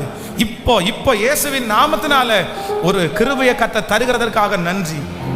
ஹல்லேலூயா. கவனிங்க, 77வது சங்கீதம் தான் ஆண்டவர் என்ன இந்த டிப்ரெஷன்ல இருந்து கத்தர் வெளியே கொண்டு வருவதற்கு ஆண்டவர் என் கூட பேசின சங்கீதம். 77 77 பாருங்க. அப்படின்னா நீங்க வாசிக்க வேண்டாம், நான் கூட வாசிக்கிறேன், நோ ப்ராப்ளம். 77 5வது வசனத்துல, பூர்வ நாட்களையும் ஆதி காலத்து வருஷங்களையும் சிந்திக்கிறேன். ராக்காலத்தில் என் சங்கீதத்தை நான் நினைத்து என் இருதயத்தோடு சம்பாஷித்துக் கொள்கிறேன். என் ஆவி ஆராய்ச்சி செய்கிறது. ஆண்டவர் நித்திய காலமாய் தள்ளி விடுவாரோ? இனி ஒருபோதும் தயவு செய்யாது இருப்பாரோ? அவருடைய கிருபை முற்றிலும் அற்று போயிட்டோ? வாக்குத்தத்தமானது தலைமுறை ஒளிந்து போயிட்டோ? தேவன் இரக்கம் செய்ய மறந்தாரோ? கோபத்தினால் தன் உருக்கமான இரக்கங்களை அடைத்து கொண்டாரோ என்றேன். இப்போ இந்த சங்கீதத்தை எழுதின இந்த தேவ மனுஷன் என்ன யோசிக்கிறார் அப்படின்னு சொன்னா, ரொம்ப திங்க் பண்றாரு. இவர் மன அழுத்தத்தில் இருந்தார். என்ன யோசிக்கிறாருன்னா, பூர்வ காலத்தையும் ஆதி காலத்து வருஷங்களையும் சிந்திக்கிறேன் அப்படின்னா இவருக்கு ஒரு யோசனை போகுது. என்ன யோசனை அப்படின்னா, முன்னாடி இருந்தது, காலேஜ் படிக்கும்போது இருந்தது, ஸ்கூல் படிக்கும்போது இருந்தது, அம்மா அப்பாவுடைய வீட்டில் இருக்கும்போது இருந்தது, அதெல்லாம் சிந்தனைக்கு வருது. ஐயோ, நான் இப்படி இருந்தேனே, இப்படி ஜாலியா இருந்தேனே, இவ்வளவு சந்தோஷமா இருந்தேனே, ஆனா இப்படி இருக்கிறேனே, அப்படி ஒரு தாட் அவருக்குள்ள ஓடிட்டே இருக்குது. இன்னைக்கு இந்த சத்தத்தை கேட்கிற யாரோ ஒருத்தருக்கு இப்படிப்பட்ட ஒரு தாட்டு ஓடிட்டே இருக்கலாம். நான் எப்படி இருந்த ஆள் பாஸ்டர், நான் இருந்தா 4 பேர் சிரிப்பாங்க, நான் 4 பேரை சிரிக்க வச்சுதான் பழக்கம், எங்க குடும்பத்திலே நான் தான் ரொம்ப டேலண்டான பர்சன், நான் யார்கிட்ட எந்த திட்டு கூட நான் வாங்கினதில்லை, அப்படி நான் வாழ்ந்தாள், ஆனா நான் இப்படி இருப்பேன், இப்படி மாறுவேன்னு நான் நினைக்கவே இல்லை. அப்படி ஒரு சிந்தை ஓடலாம். அடுத்து ஒரு சிந்தை என்ன ஓடுது அப்படின்னு சொன்னா, ராக்காலத்தில் என் சங்கீதத்தை நினைத்து என் இருதயம் ஆராய்ச்சி செய்கிறது. அடுத்து, ஆண்டவர் நித்திய காலமாய் தள்ளி விடுவாரோ அப்படின்னா இவருக்கு ஆண்டவர் மேல ஒரு யோசனை வருது. ஆண்டவர் நித்திய காலமாய் தள்ளி விடுவாரோ? இனி ஒருபோதும் தயவு செய்யாதிருப்பாரோ? அவருடைய கிருபை முற்றிலும் அற்று போயிட்டோ? வாக்குத்தத்தமானது தலைமுறை ஒளிந்து போயிட்டோ? தேவன் இரக்கம் செய்ய மறந்தாரோ? கோபத்தினால் தம்முடைய உருக்கமான இரக்கங்களை அழைத்து கொண்டாரோ? அப்படின்னா ஆண்டவர் என் மேல கோபமா இருக்காரோ? இது ஆண்டவருடைய தண்டனையா இருக்குமோ? ஆண்டவர் என்ன வெறுத்துட்டாரோ? ஆண்டவர் என்ன இனி எடுக்க மாட்டாரோ? அப்படின்ற நெகட்டிவ் தாட் சிந்திச்சுட்டே இருக்கிறான். ஆனா ஆண்டவர் என்ன சொல்றாரு அப்படின்னா, இது ஒண்ணுமே கிடையாது, இது என் பலவீனம். அப்போ ஆண்டவருடைய பிள்ளைகளை இந்த மாதிரி நிறைய பேருக்கு வேற ஒரு தாட் இருக்கும். என்ன தாட் அப்படின்னு சொன்னா, ஆண்டவர் தண்டிக்கிறார் போல தெரியுது, ஆண்டவர் என்ன கைவிட்டார் போல தெரியுது, ஆண்டவர் என்ன எடுத்துக்க மாட்டார் போல தெரியுது, நான் தப்பு பண்ணிட்டேன், நான் அதை பண்ணினேன், நான் இதை பண்ணினேன், அதனால தான் நான் இப்படி பேசிட்டேன். நிறைய பேர் அப்படி சொல்லுவாங்க. இல்லவே இல்லை. நம்முடைய ஆண்டவர் யார மாதிரி அப்படின்னா, பெற்ற தாயை போல, தகப்பனை போல நம்மளை நேசிக்கிறவர். ஆமேன் சொல்லுங்கள். ஸோ சின்ன சின்ன விஷயத்தெல்லாம் நீங்க நினைச்சிட்டு உடனே கர்த்தர் என்ன தண்டிக்கிறாரா, ஆண்டவர் என்ன விட்டுட்டாரா அப்படின்னு நினைக்காதீங்க. நம்ம முதல்ல யார் அப்படின்னா, நம்ம மனுஷங்க, நம்ம மண்ணு தன்மைகள் மாறிப்பட்டே இருக்கும். அப்போஸ்தலனாகிய பவுலே சொல்றாரு, நான் செய்ய விரும்பாததை செய்கிறேன், நான் பேசக்கூடாததை பேசுகிறேன். அப்போ நம்ம சில நேரத்தில் தவறுகிறோம். நாம் எல்லாரும் சில விஷயங்களில் தவறுகிறோம். தவறுகள் நம்முடைய வாழ்க்கையில் சில நேரத்தில் வரும். அது கண்டினியூ பண்ணக்கூடாதுன்னு ஆண்டவர் சொல்றாரு. ஆனா அந்த தவறுக்காக வருந்தி மன்னிப்பு கேட்கும்போது நம்மை அதை மனசுலயே வைக்காம நம்மளை மன்னிக்கிறவர் கர்த்தர் இருக்கிறார். அவர் மனசுக்குள்ள வச்சுட்டு பழி வாங்குறவர் அப்படியெல்லாம் இல்லை. இந்த சங்கீதக்காரன் அப்படிதான் சொல்றான். அப்படி தேவன் அப்படிதான் ஆண்டவர் சொல்றாரு, இல்லவே இல்லப்பா அப்படியெல்லாம் இல்லை, இது உன் பலவீனம். அப்ப இந்த சத்தத்தை கேட்கிற யாராவது ஒருத்தர் சிந்தையில் அப்படி நினைக்கிறீங்களா, பாஸ்டர் நான் விழுந்து போனதுக்கு காரணம் இதுவா இருக்குமோ? ஒருவேளை உங்க மனசுக்குள்ள அப்படிப்பட்ட குற்றமான செயல் இருக்குன்னா ஜெபம் பண்ணுங்க, மன்னிப்பு கேளுங்க, அவ்வளவுதான், ஆண்டவர் மன்னிச்சிடுவார். திரும்பி அதை குறித்து நினைக்கவே வேண்டாம். ஏன்னா நம்முடைய பாவத்தை கடலின் ஆழத்திலே போடுகிறவர், முதுகுக்கு பின்பாக போடுகிறவர். காரணம் என்ன அப்படின்னா, அதை கர்த்தர் திரும்பி பார்க்கவே மாட்டாரு. கர்த்தர் மன்னிச்சதுதான், ஆண்டவர் மறந்ததுதான். ஹல்லேலூயா, ஹல்லேலூயா. இனி பிள்ளைகளுக்கு கற்றுக் கொடுங்க. யோசிக்காதப்பா, விட்டுருப்பா, எதுக்கு எக்ஸாம் வருதா, நல்லா எழுதுங்க, ஆனா தோற்றுவேணும்னு எதுக்கு யோசிக்கிறீங்க? வேண்டாம். யோசிச்சா மன அழுத்தத்தில் கொண்டு போய் விட்டு தன்னுடைய சரீரத்தையே கீறி கொள்வார்கள். ஸோ இன்றைக்கு எல்லாரும் ஜெபிக்க போறோம். உங்க மேல ஆண்டவர் ஒரு பெரிய கிருபையை ஊற்ற போறார். நீங்க எல்லாம் தலைவன் தலைவியாய் மாற போகிறீர்கள். கர்த்தர் வேற ஒரு ஜோன்ல கர்த்தவங்களை நடத்த போறாரு. இதுவரையிலையும் நான் பிறந்தது வேஸ்ட்னு சொல்லி நினைக்கிறவங்க நிறைய பேர், இல்லை நான் பிறந்தது நல்லது அப்படின்னு நினைக்க போறீங்க. உங்க வாழ்க்கை நீங்க சந்தோஷமாய் வாழ போறீங்க. எந்த சூழ்நிலைக்குள்ள போனாலும் உங்களுக்குள்ள இருக்கிற மகிழ்ச்சியை இனி யாருமே எடுத்து போடவே முடியாது. எவ்வளவு பெரிய ஆபத்தை நீங்க நேருக்கு நேர் சந்திப்பீங்க. காரணம் என்ன அப்படின்னா, நீங்க யோசனையை கர்த்தர் இன்னைக்கு கண்ட்ரோல் பண்ண போறாரு. கண்ட்ரோல் பண்ண போறாரு. வாலிப தம்பிக்குள்ள இருக்கிற அந்த யோசனையை கர்த்தர் எடுத்து போறாரு. தங்கச்சிக்குள்ள ஆண்டவர் அந்த கிருபையை தர போறாரு. கர்த்தர் சொல்றாரு, கவலைப்படாத, யோசிக்க வேண்டாம். ஜெபம் பண்ணுங்க, சத்தத்தை உயர்த்தி எனக்கு அந்த கிருபை வேணும்னு கேளுங்க. லத்தனா மோராக தலரம் தேனரா, சத்தத்தை உயர்த்தி ஜெபம் பண்ணிட்டே இருங்க. அந்த மகிமையை கர்த்தர் வைப்பாராக. ஹல்லேலூயா. எது நடந்தாலும் இந்த சத்தத்தை கேட்கிற ஒவ்வொருவர் மேல் அந்த மகிமை ஊற்றப்படட்டும். ஸ்தோத்திரம் ஸ்தோத்திரம் ஸ்தோத்திரம் ஸ்தோத்திரம். இந்த செய்தி ஆயிரக்கணக்கான பேருக்கு போய் சேரட்டும், லட்சக்கணக்கான பேருக்கு போய் சேரட்டும். இந்த லைவ்ல இருக்கிறவங்க மேல அந்த அக்கினி கடந்து வருவதாக ஜெபம் பண்ணிட்டேன். நன்றி அப்பா, நன்றி அப்பா, நன்றி அப்பா. ஸ்தோத்திரம் ஸ்தோத்திரம் ஸ்தோத்திரம். விடுதலை விடுதலை விடுதலை. உம்முடைய கிருபையினால விடுதலை. உச்சம் தலை முதல் உள்ளம் கால் வரை உம்முடைய ஆவியினால் நிரப்பும் ஆண்டவரே, உம்முடைய ஆவியினால் நிரப்பும் ஆண்டவரே, உம்முடைய சிந்தையினால் நிரப்பும் ஆண்டவரே. இத்தனை நாட்களும் அந்த சிந்தனையை ஆண்டவரே சிதறடிக்கிற அந்த வல்லமைகளை இப்பொழுது இயேசுவின் நாமத்தினால ஜெயம் எடுக்கிறேன், ஜெயம் எடுக்கிறேன். அப்பா, ஒரு விடுதலை கொடுங்க ராஜா, விடுதலை கொடுங்க ராஜா. அந்த அழுத்தம் இயேசுவின் நாமத்தில் வெளியே போகட்டும். அப்பா, ஸ்டாப் பண்ண முடியாம எதிர்கால பயத்தோடு போராடுகிற அந்த பிள்ளைக்கு இப்பொழுது உம்முடைய ஆவியை ஊற்றுங்க ஆண்டவரே, உம்முடைய பலத்தை கொடுங்க ராஜா. நிறுக்கட்டும் நிறுக்கட்டும் இயேசுவின் நாமத்தினால. அந்த தேவையில்லாத சிந்தனைக்கு இப்பொழுது ஒரு முடிவை கர்த்தர் நிர்ணயம் பண்ணுவீராக, ஒரு முடிவை நிர்ணயம் பண்ணுவீராக. ஸ்தோத்திரம் ஸ்தோத்திரம் ஸ்தோத்திரம் ஸ்தோத்திரம் ஸ்தோத்திரம். கிருபை கிருபை கிருபை இறங்கட்டும் இறங்கட்டும் இறங்கட்டும். உம்முடைய தழும்புகளால் சுகமானோ. எனக்காக ஜெபம் பண்ணணும் பாஸ்டர். உண்மையிலே இந்த செய்தி ஆண்டவர் எனக்காக தான் பேசினாரு. நான் ரொம்ப யோசிக்கிறேன் பாஸ்டர், நான் ரொம்ப திங்க் பண்றேன். என் பிள்ளைகளை குறித்து நான் ரொம்ப யோசிக்கிறேன், என் சரீரத்தை குறித்து ரொம்ப நான் யோசிக்கிறேன். என்னால் யோசிக்காம இருக்க முடியல, என்னால் மறக்கவே முடியல. ஆனால் ஆண்டவர் எனக்கு ஒரு புது பலனை தரணும். இந்த சூழ்நிலையில் வேற எதையும் யோசிக்க முடியல. மறுபடியும் மறுபடியும் என் சரீரத்தை மட்டும்தான் என்னால் யோசிக்க முடியுது. எனக்கு ஒரு விடுதலை வேணும். ஆனால் நீங்கள் ஆசைப்பட்ட ஆண்டவர் கண்டிப்பாக செய்வார். உன் வருத்தங்கள் யாவையும் மறக்கும்படி பண்ணுவேன்னு சொன்ன ஆண்டவர் தானே அவர். ஹல்லேலூயா. அப்படி எனக்காக ஜெபிக்கணும்னு சொல்றவங்க மட்டும் உங்க வலது கரத்தை உயர்த்தி கொள்ளுங்கள். இன்னைக்கு இந்த உபவாச ஜெபத்தில் தனித்தனியாக ஜெபிக்க முடியாட்டாலும் நான் உங்க எல்லாருக்காகவும் திறப்பில் நிற்கிறேன். ஆண்டவர் இந்த மாதிரி ஒரு பெரிய சூழ்நிலையிலிருந்து கர்த்தர் என்னை தூக்கி எடுத்தாரு. அதனுடைய வலி என்னன்னு எனக்கு தெரியும். ஒரு செகண்ட் கூட என்னால் யோசனையை நிறுத்தவே முடியாம சிக்கி தவிச்ச நாள் நிறைய உண்டு. என்னால் யோசிக்கவே முடியல, என்னால் யோசிக்காமல் இருக்கவே முடியல. எனக்கு அவ்வளோ கஷ்டமா இருந்துச்சு. அதனால தான் இவ்வளவு பாரம் எடுக்கிறேன் நான். அதனால இந்த பாரம் எனக்குள்ள நிறையவே இருக்குது. கைகளை உயர்த்தி கொள்ளுங்கள். ஆன்லைன்ல இருக்கிற பிள்ளைங்க கூட நீங்க ஜெபத்துல கலந்துக்குங்க. நான் உங்களுக்காக ஜெபிக்கிறேன். தகப்பனே,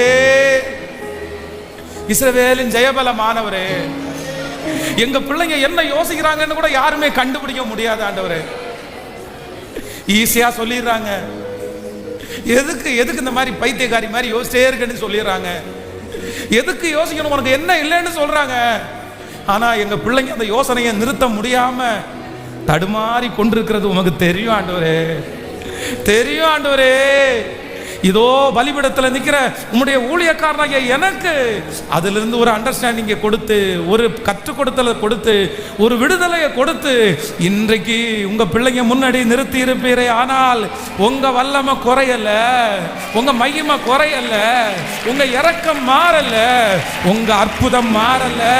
இப்போ இப்போ இப்போ ஏசப்பா ஏசப்பா, அந்த சிந்தனையில தடுமாறி கொண்டிருக்கிற என் பிள்ளைக்கு இப்போ இறங்குங்க ஆண்டவரே, இறங்குங்க ஆண்டவரே, இறங்குங்க ஆண்டவரே.